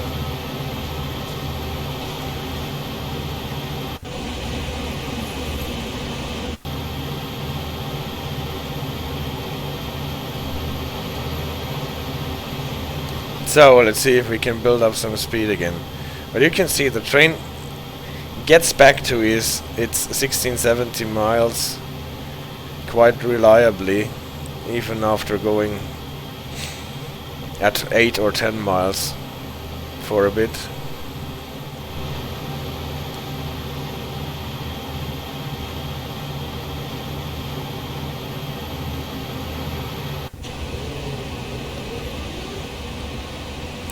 Hank made it through the tunnel too.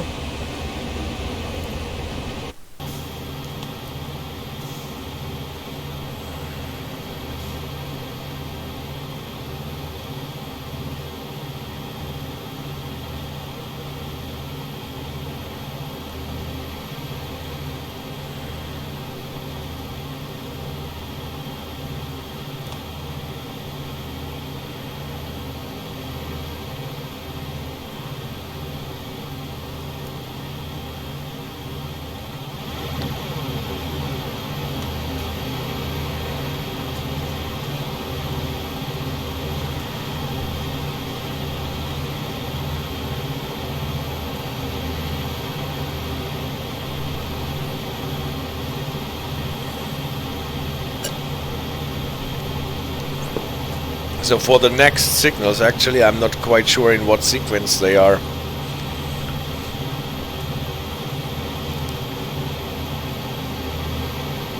There are at least 3 or 4 more signals until we get to the summit. And I know what the sites look like that they are at, but I'm not entirely sure about the sequence that they are coming in.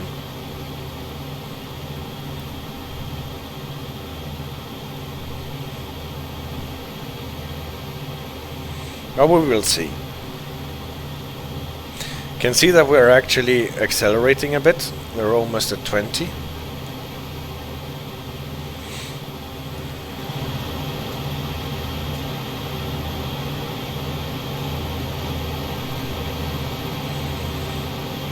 Is this the whistle board that is facing in the wrong direction? No, it is a good whistle board. It's facing in the correct direction, because one of those whistle boards is actually facing in the opposite direction, although it belongs to this direction here.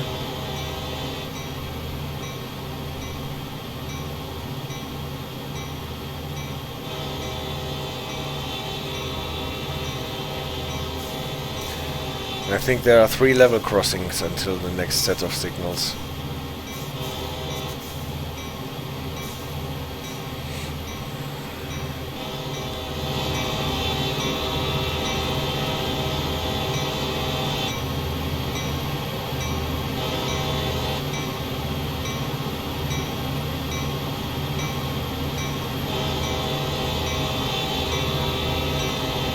Let's count. 1.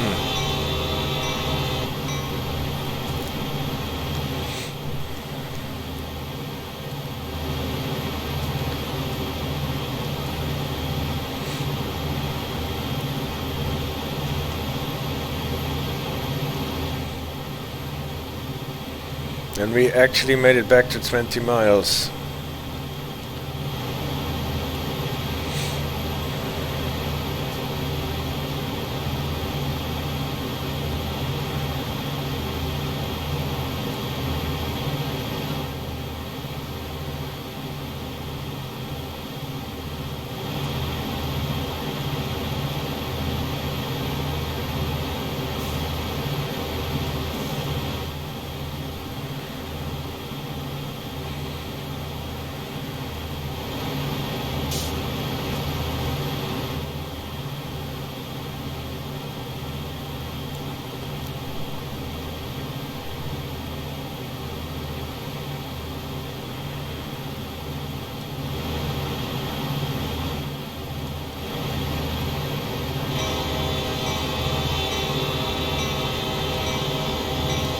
Second level crossing.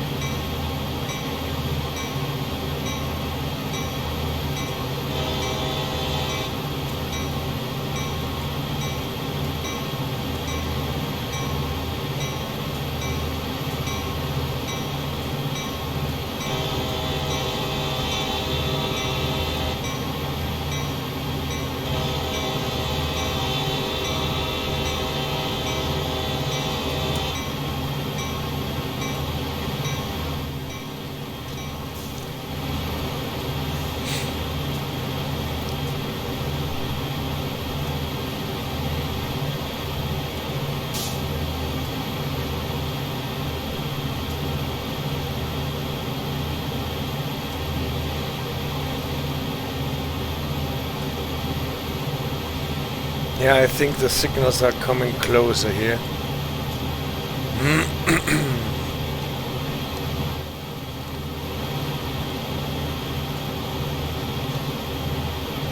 I think this round hillock in front of us was a reminder that the signals are coming closer. I guess they are those that are in front of a bend to the right, but with some time to see them in advance.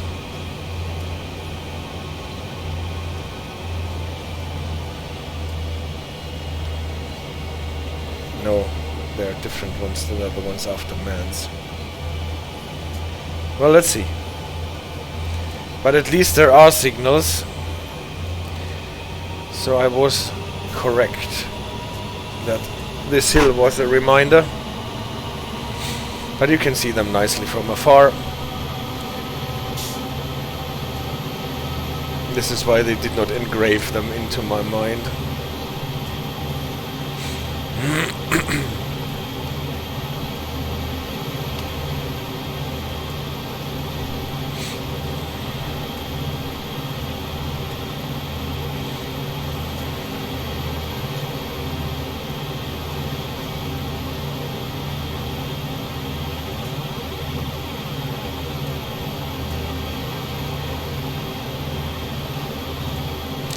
And still we are lucky that the train in front of us is fast enough so that we do not have to stop in the gradient.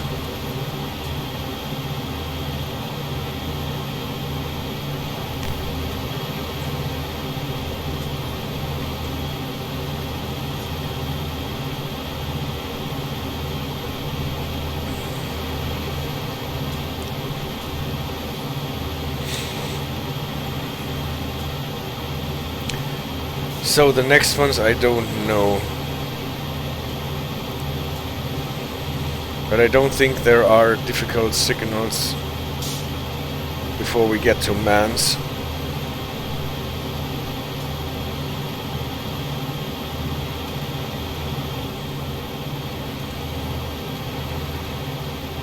It all looks a bit less steep here where we are at the moment.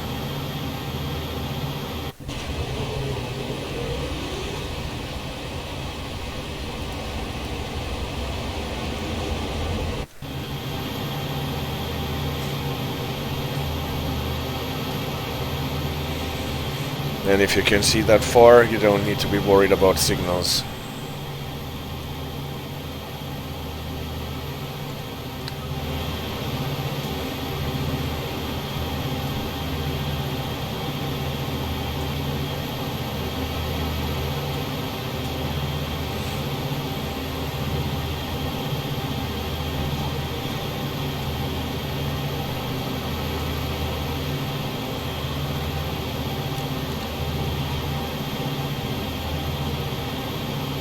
Ah, this is this bit where the hill in front of us looks a bit cut.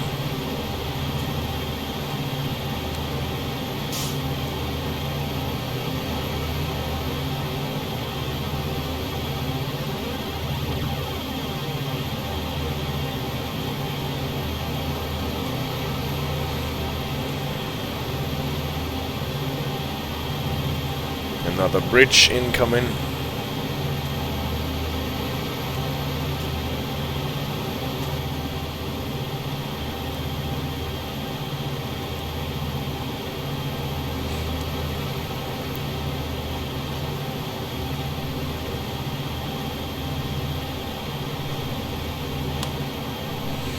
But it takes a lot of time, AJ, doesn't it? And we did not lose a lot of time explaining stuff. All the explaining that I did do when we were waiting at the signal anyway. So obviously we could have gone faster after the restricting signal, not heeding the signal speed. But okay, if you actually stick to the signal speed, there was not a lot of room to go faster than we did. But in a way, the fact that it takes so long is actually quite a benefit for this DLC, because you really get into it then.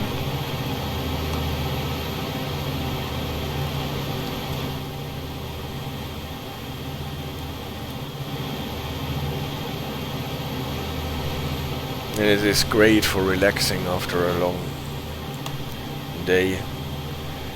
2.5 hours driving a train up and down Sandpatch Grade. Better than every TV show you can enjoy.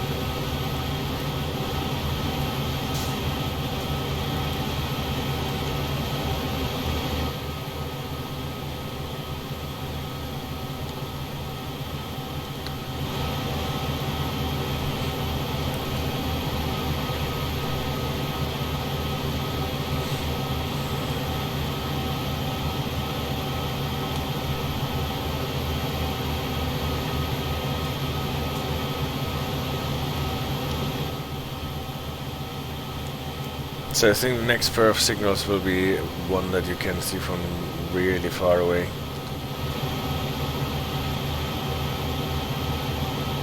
And then we're already getting close to Mance.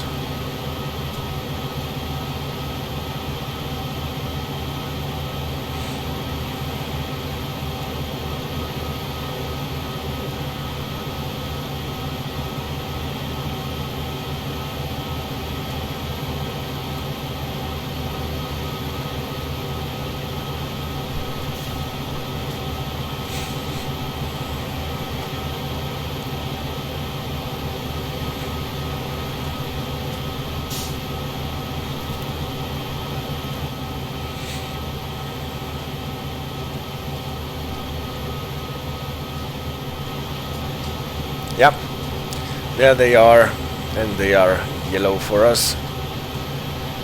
So we still have to be cautious at every following signal, but we don't have to stop here.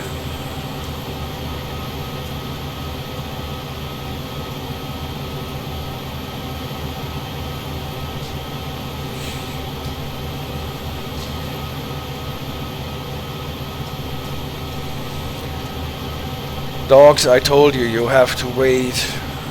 We still have 5.4 miles until we get to our stopping point.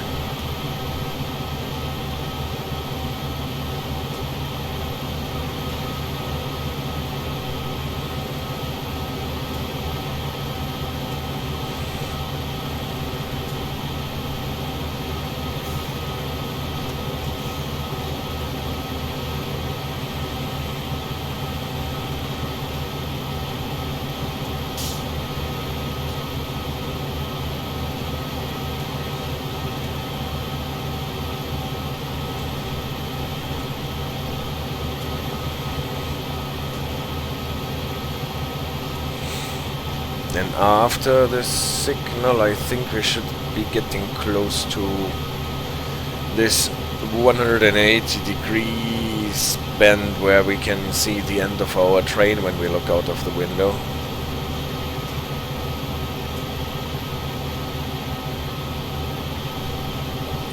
Or almost, at least.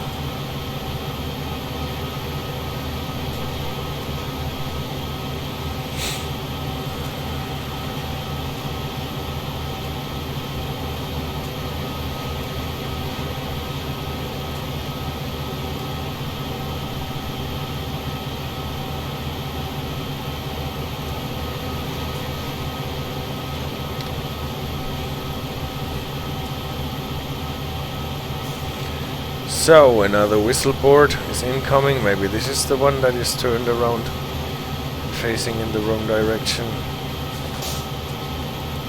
No, it's a good one. And probably the next one.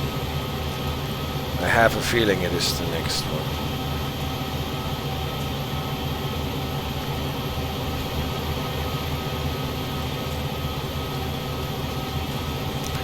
We lost speed again because this is a heavy incline here.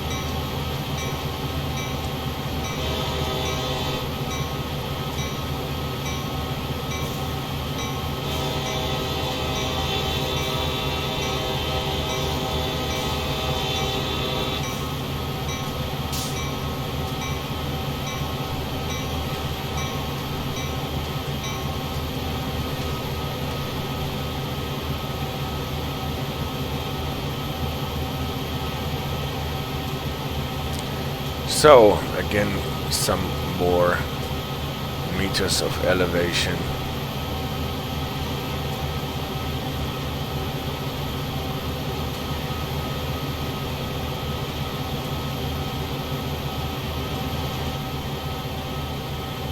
Yeah, I think now there will be this curve going to the left.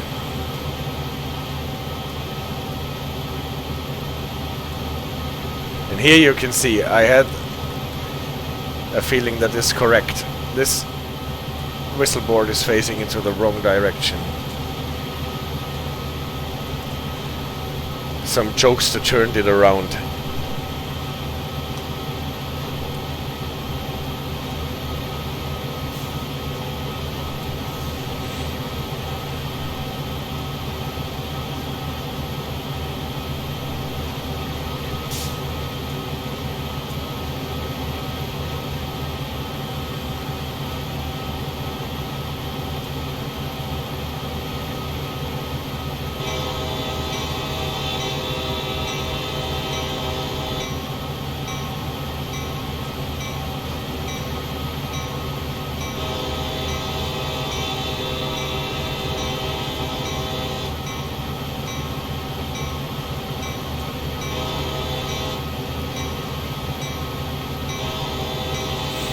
I love the way the level crossings are modeled here.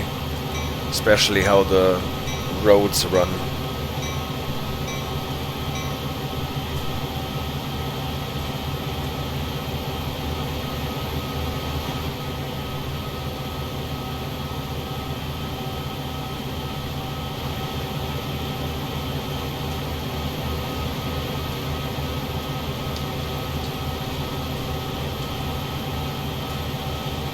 Am I getting my bend to the left?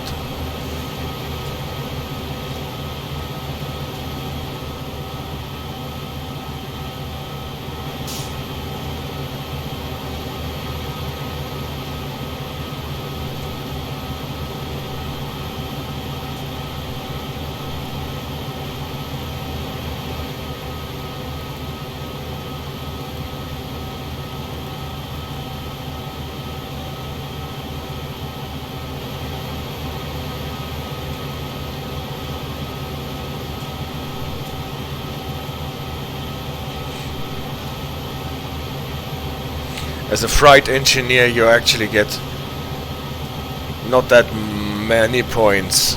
You can see we've been driving for more than 2 hours and we also only got 5,070.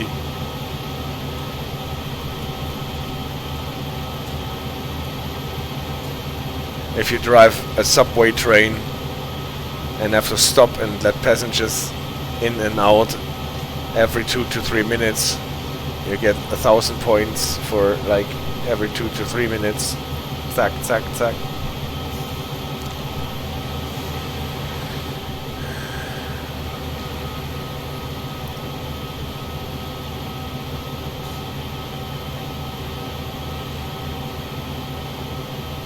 But we're not doing it for the points anyway, are we?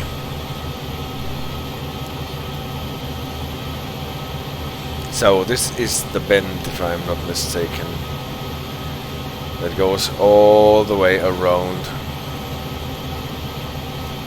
I hope it actually is, and I'm not mistaken again. I'm not sure.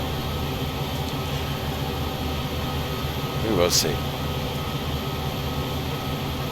No, it's not. Maybe the next one.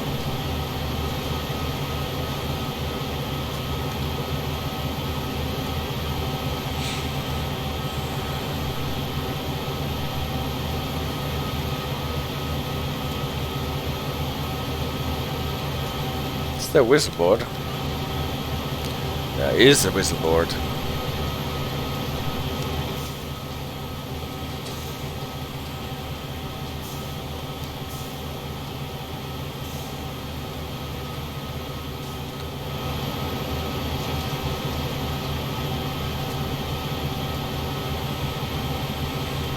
Slowly, slowly we are creeping uphill.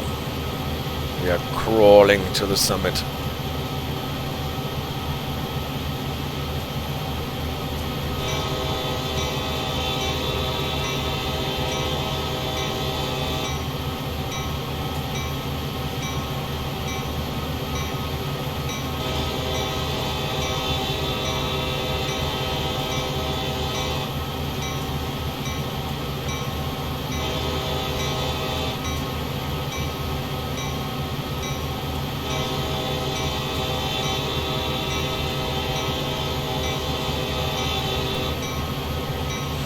Yes, here are the next signals. And now we got an approach medium again. That means we can go relaxed to the next pair of signals, because the next signal will not be red.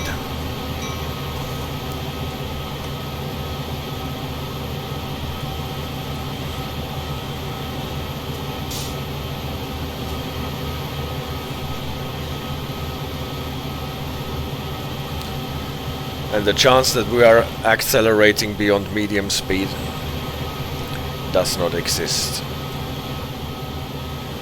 And I think now we have finally made it to the curve that I meant.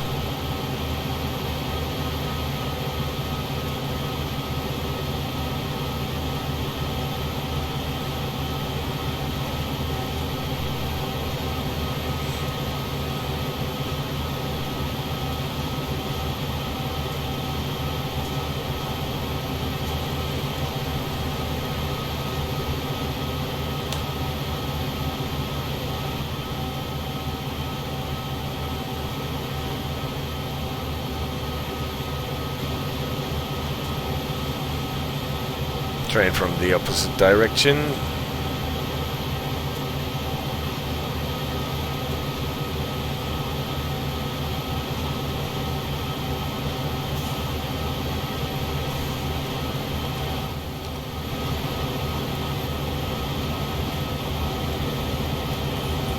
Going really slow.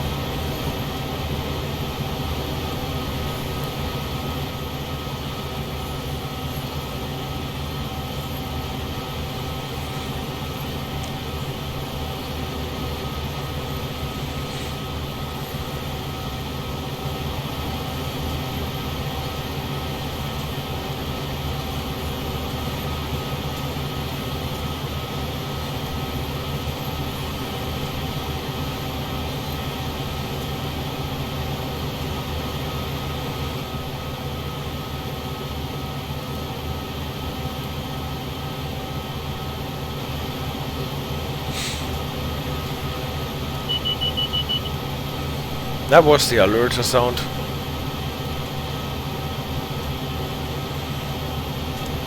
It always feels a bit like big ships. This droning, slow-moving, heavy vehicles. And maybe you can see in the distance the rear end of our train.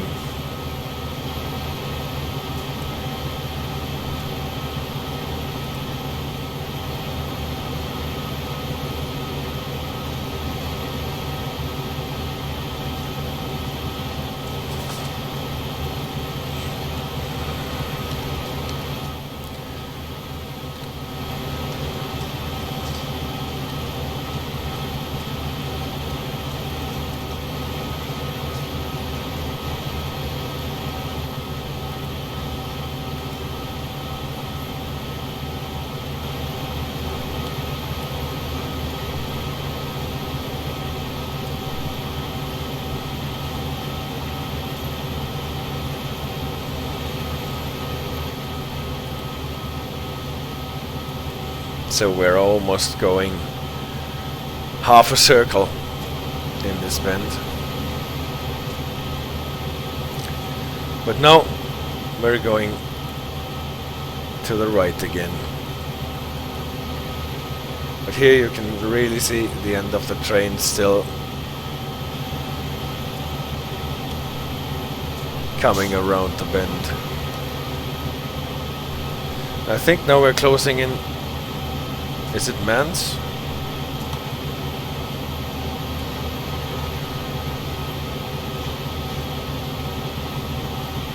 We can be relaxed with the signals because we got a medium, an approach medium. So we don't need to be prepared to stop at the next one.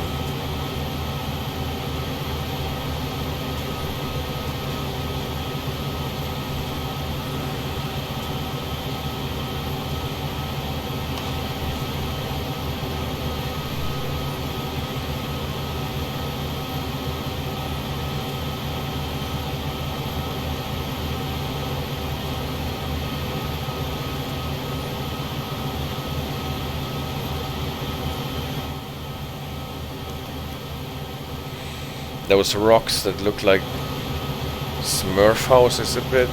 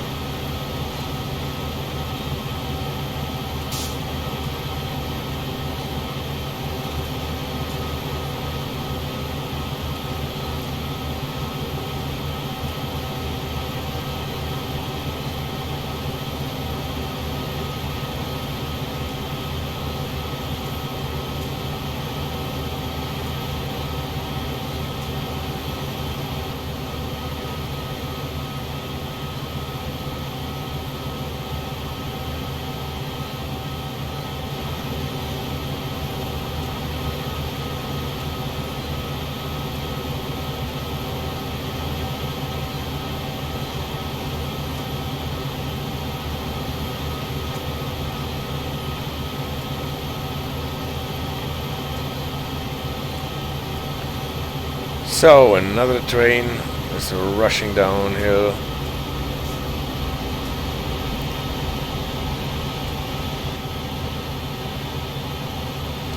Coal train.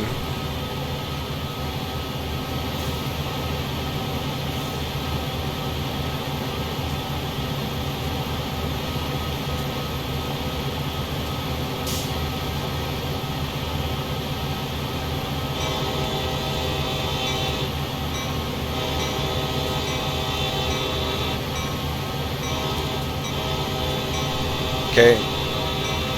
Don't think that anyone will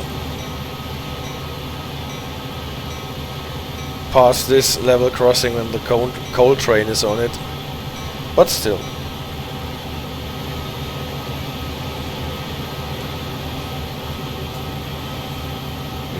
Now, after a short while, we should be getting more signals. And if I'm not mistaken, those will be the last signals before we get to the tunnel. The long tunnel before the summit.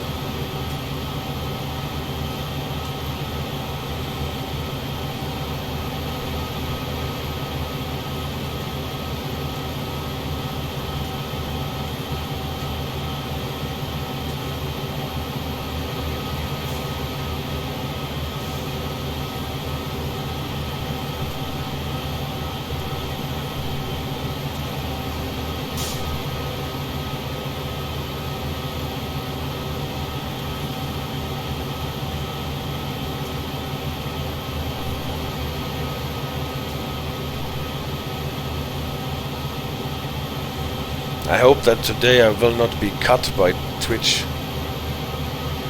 if the stream is too long.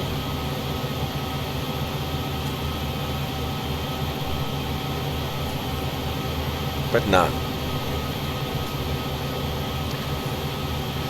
Tunnel, summit, a short run downhill, stop, and then taking the helpers back.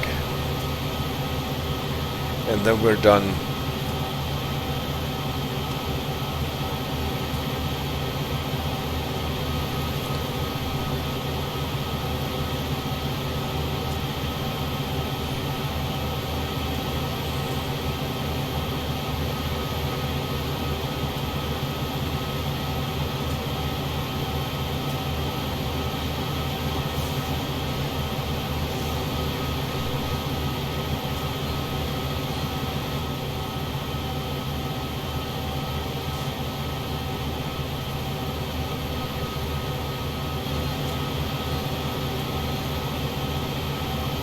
Is that where the signals are?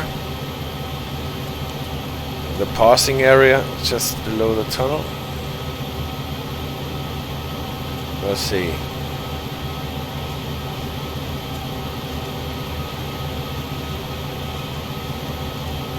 Or if I'm just hoping for it to be here already.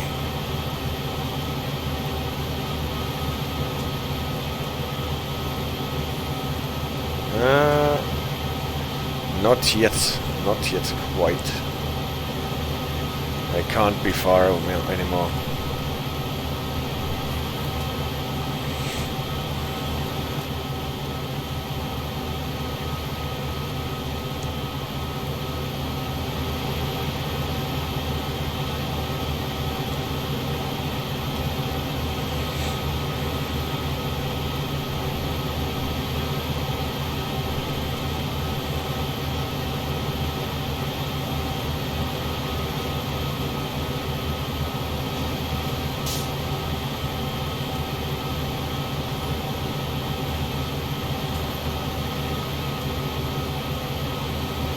Another round hill, may it be the marker for the signals.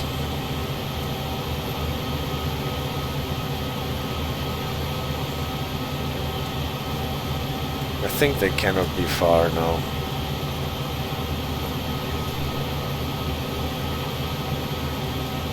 Yeah, they are here. And we got an approach medium again, so that we do not need to prepare to stop on the summit signals.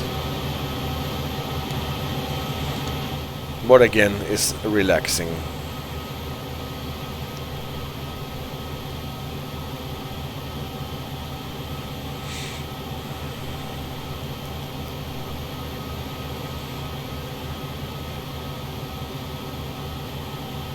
So you can see here are a set of switches. There you can go from one track to the other. What you're actually doing when you're running the powering up America 2 scenario.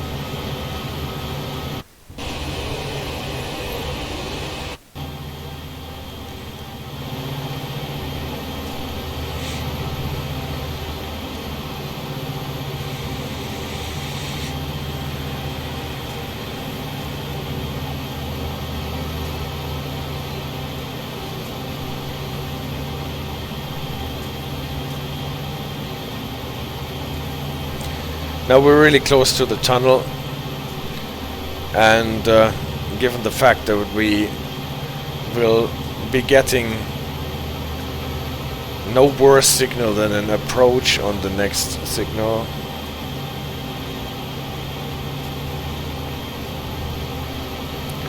we can do a relaxed grading process. Because we have to go beyond the grade and stop beyond in the downhill part, meaning we have to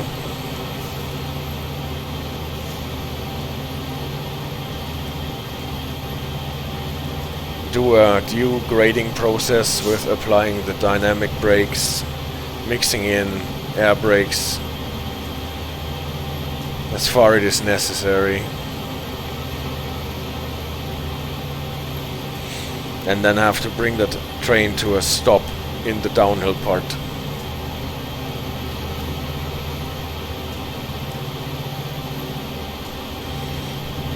Already the counter is counting in feet. That means after almost 2.5 hours we almost made it to the summit.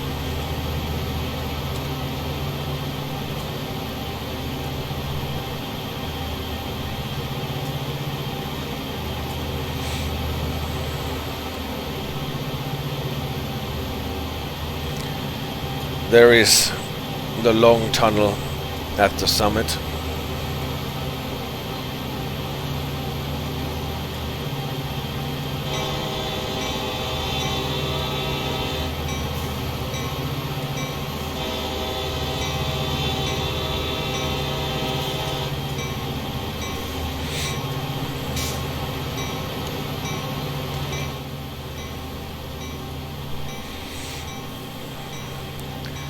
Turning on the instrument lights so that we can read especially our speed clock, so we can see when we are getting so close to the summit that the tip of the train starts accelerating, and then we have to take down the throttle and at a certain point start applying dynamic brakes, taking into account that we have to wait for a period of time, I think like 10 seconds or whatever, until we can apply the dynamic brakes for all the thingies in the train to switch from applying propulsion to applying dynamics. Can already see that the needle is climbing a bit,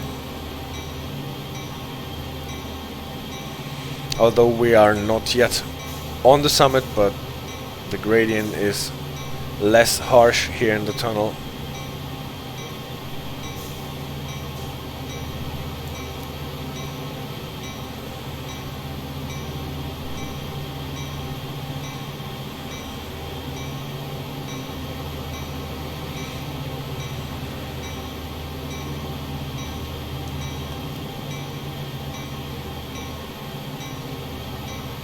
Somewhere I read the trains need to ring the bell when they are in a tunnel.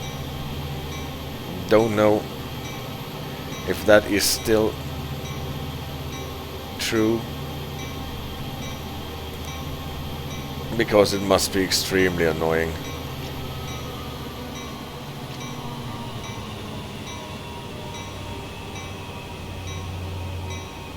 But this is why I have the bell on. Taking the throttle down already, so that we do not get too fast. grading with 20-25 miles. No more. Probably more 20 than 25.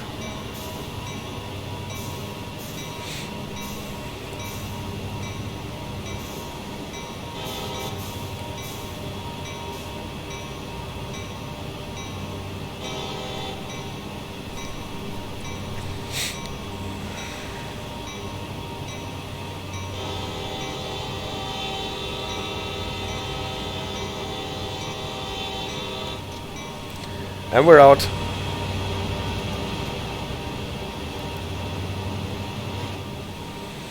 And there are signals. After the signals, the summit indicator. Now we're getting an approach again, so we need to be careful not to run the next signal. But I think we have to stop before we even get there.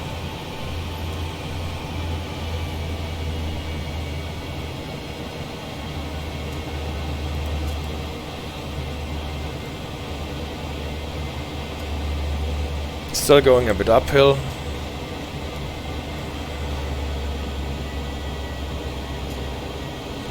Don't worry, this red signal in front of us is for diverging to the other side, so it does not apply to us.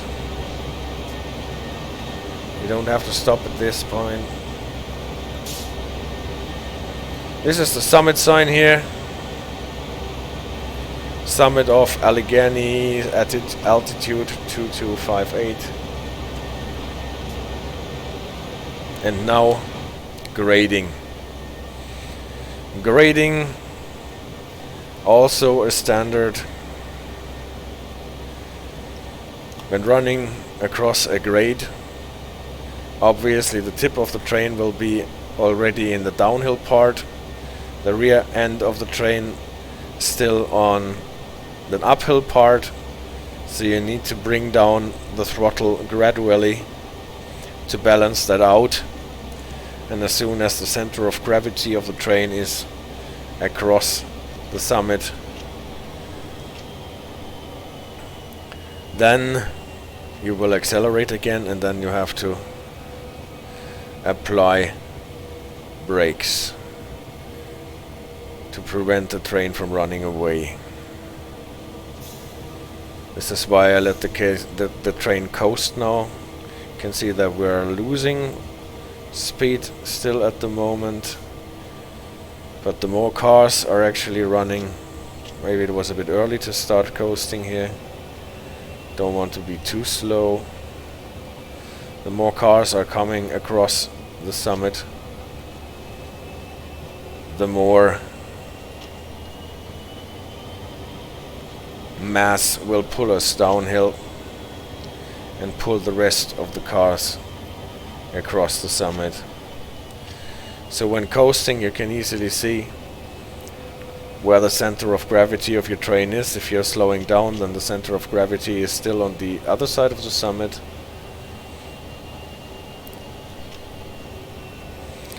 If your train starts accelerating, then the center of mass or the center of gravity is on your side of the summit, like this. Now the train starts accelerating. We have to wait our period of grace.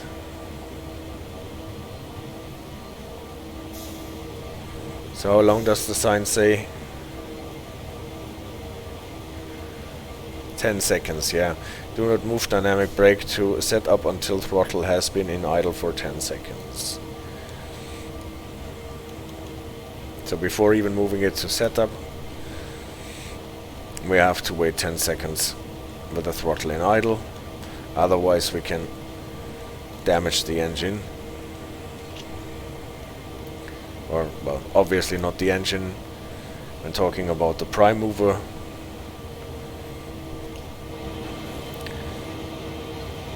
But the traction motors and all the wiring and stuff. So the train is already accelerating heavily. Since we have to stop, I will just pump up the dynamic brake to maximum and see where we are going. If the train is still accelerating, then I will apply air brakes to get the train to a standstill, I will need to apply the air brakes in the end anyway.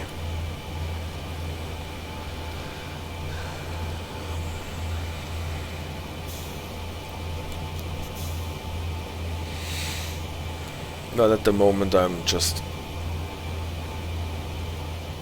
watching what happens with the dynamics full on to get an idea how much brake force is needed, and we're dropping below the 10 miles per hour, so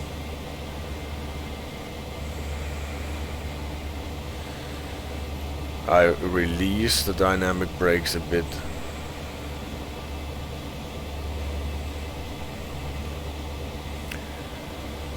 We are already almost on the last 500 yards. Below the 10 miles, the dynamic brakes will not be that effective anymore, so we will have to do the rest with the air brakes.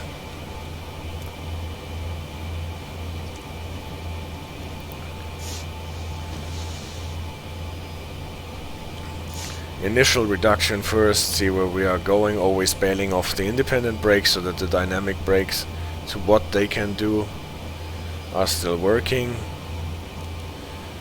But we can see that we are losing speed pretty nicely, so with this speed that we graded here, there will probably no real danger of not being able to stop the train.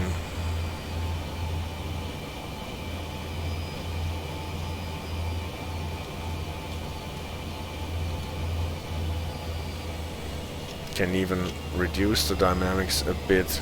Don't know if they are actually doing a lot at the moment anyway.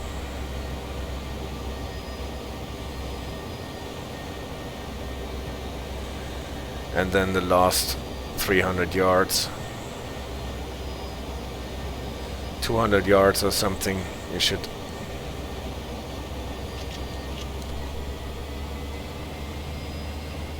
prepare for getting the train to a stop in conditions like this, because this train will just push on.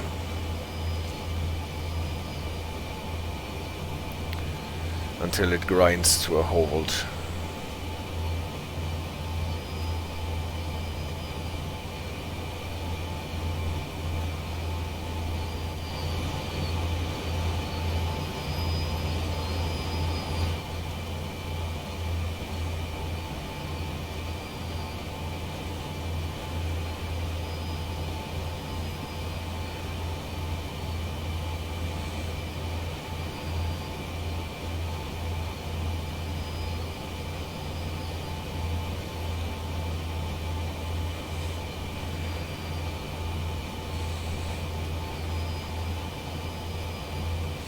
Can see that the speed is dropping still.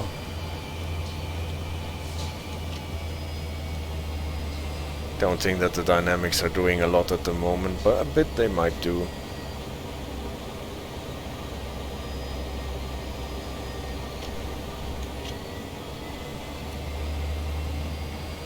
Last 100 yards are incoming.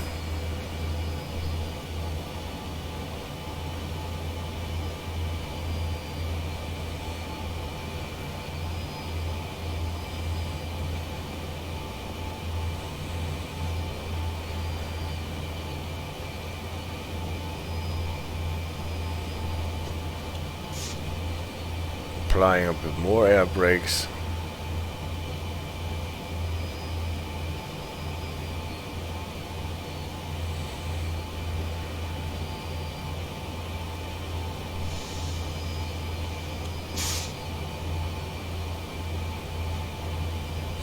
You can see that applying more air brakes does not really do a lot immediately. See if we can, how close we can get to the 0 feet.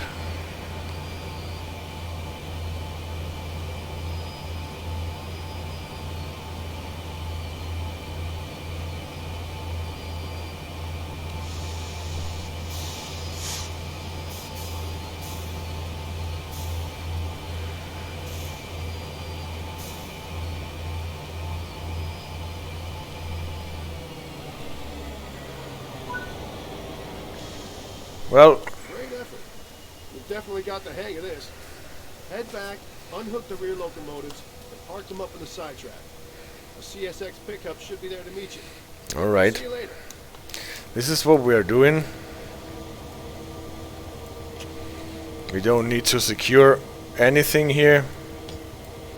Well, I guess someone else will take care of that, if that is what our supervisor ordered us. Here, this is your train, and we have to run back to the helpers. AJ, are you still here with me?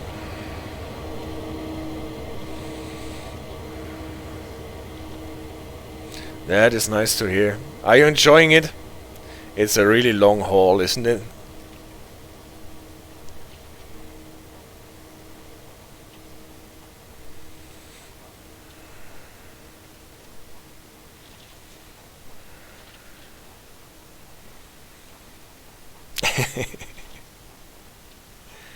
Well, but at least you can enjoy the clear mountain air here.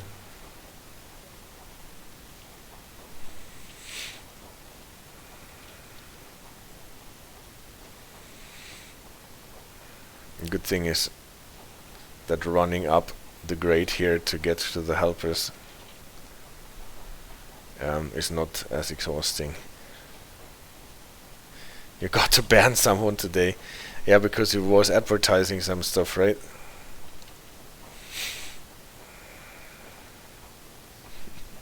I didn't really read it.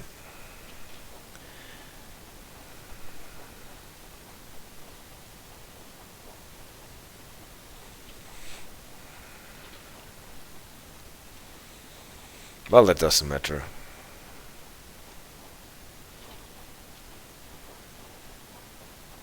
Doing those old scenarios is a bit for, well, celebrating them. I think this is a really great scenario. And if you're a bit faster in the beginning and actually have to stop in the gradient, getting this train running from a standstill in the gradient is really challenging. But also this slowing down in front of every signal that can be read when you're running under an approach aspect. Balancing the speed of your train so that you can go on if it is yellow or stop if it is red. I'm really enjoying this.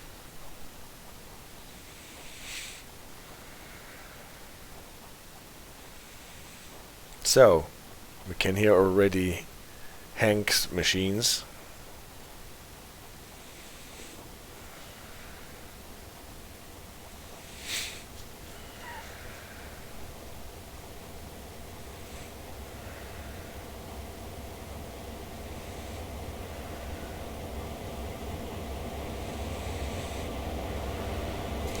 Before we actually uncouple it, already Hank, thank you for driving. You did a great job. Now I am taking over.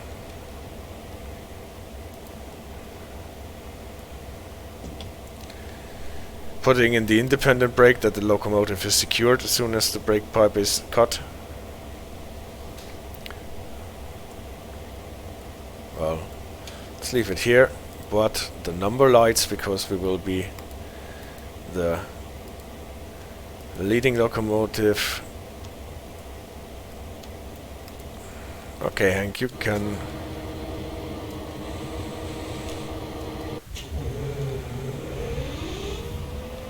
Okay, Hank. Let's say this is Hank.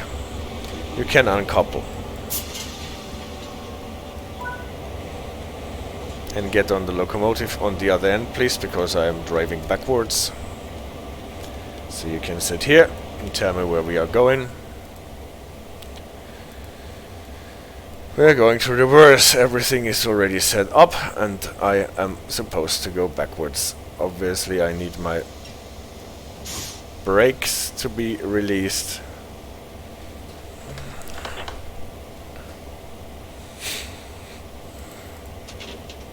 The radio fuse I cannot switch off because otherwise I would not have a reading on my speed clock. Reversed.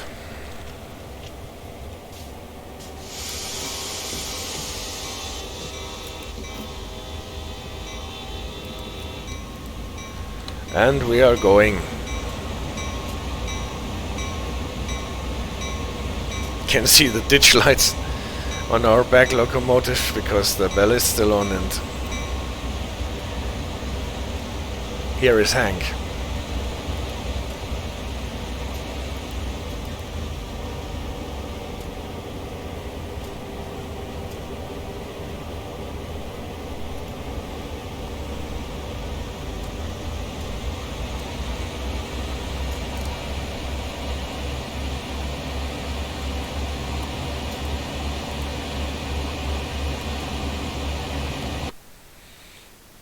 What is the speed limit here? 30, 25 later.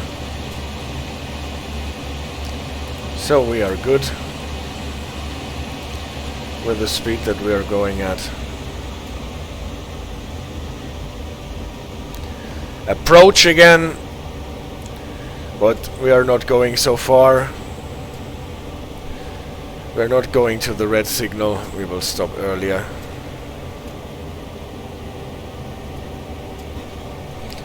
2,000 feet, and then we reverse, or yeah, we are going in the other direction into a siding here, and someone else can take this helper pair back to Cumberland.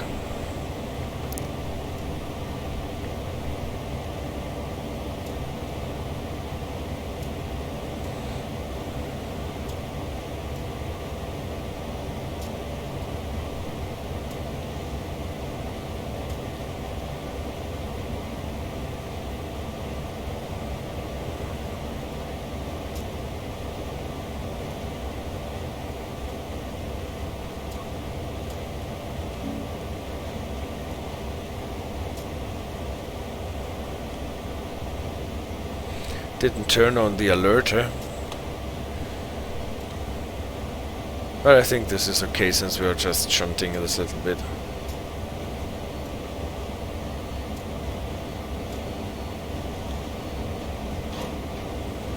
So where actually do we need to go? Couple of feet more.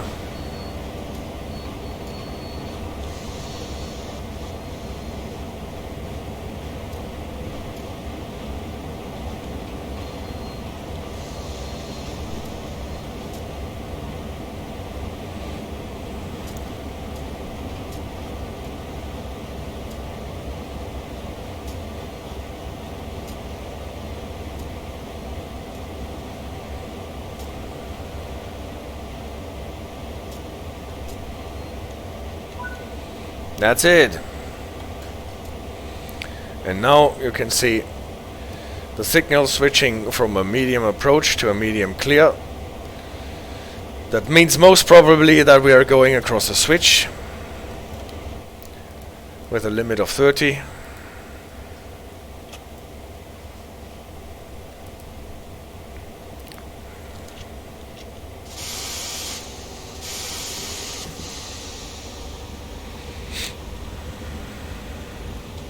What will be the limit for the siding? 15. Alright. So we will not go fast.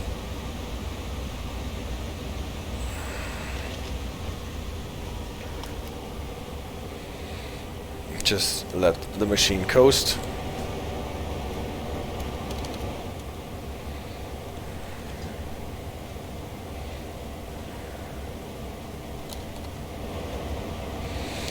There is the switch that we are most probably traveling over. We can see a restricting signal after that. That is for us. So the 15 are actually signaled by this dwarf signal.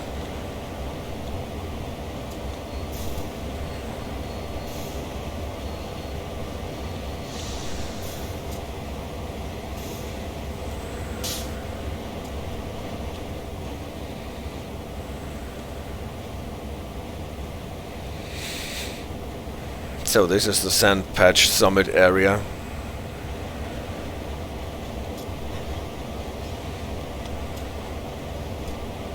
And it takes you really long to get here with a train like this, and I love this in a DLC, that you really are on the track for a considerable amount of time.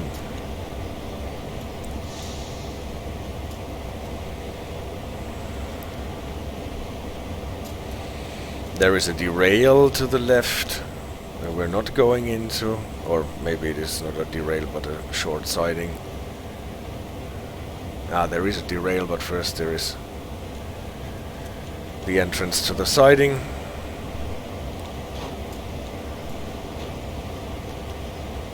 And the derail we're not going in, obviously, or at least I hope so, that they are not going to derail us there. If that counts as a derail at all.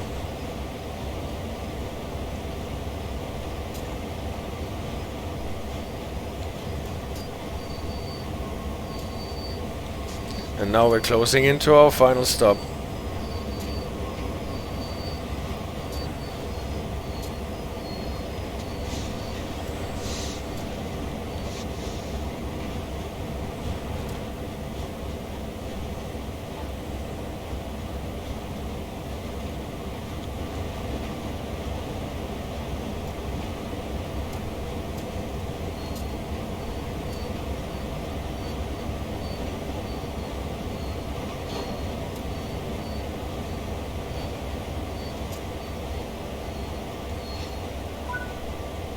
So here we are. Set the reverser to neutral, automatic brake to full service. Well, if you want, I put it into full service. I cut it out. It's even. Then reverser to neutral, and the game is happy. Switch off any active lights. Counts for this. Ditch lights are not on. Press the engine stop button. Okay, it actually wants us to stop the engine. This is the emergency cut-off engine stop button for that. Game is happy. Walk over to the pickup truck to complete it. And I will take my reverser handle with me, so that nobody can steal. The locomotive, Hank, are you coming? That was done nicely. This is the pickup truck that we are supposed to go. I just wanted to see if this nice train spotting point is still around here. Yeah, it is. Actually, there is a collectible. I can collect it. Never did that before, obviously. Yeah. And those are the nice spots in the game, actually, where you can go a bit through the scenery, and like here have a train spotting point to see what is happening on Sandpatch Grade Summit. Actually, there are cars traveling on this road now. Okay. Thank you very much for watching. Thank you for moderating the stream, AJ. Taking care that nobody was spamming our chat. And, well, I know those Tyrector's cuts scenarios are not so interesting as the videos about actually learning something about train control or signaling, but I celebrate those scenarios. There are some really great scenarios in the game, and this is definitely one of my favorites, even if it takes so fragging long to drive this train up here. But operating this heavy train with those little locomotives, it's fun. At least I like it. I think 8,450 is maximum score that you can achieve here, never going across speed limit. What it's hard to do in the ascent, obviously. Yeah, thank you very much.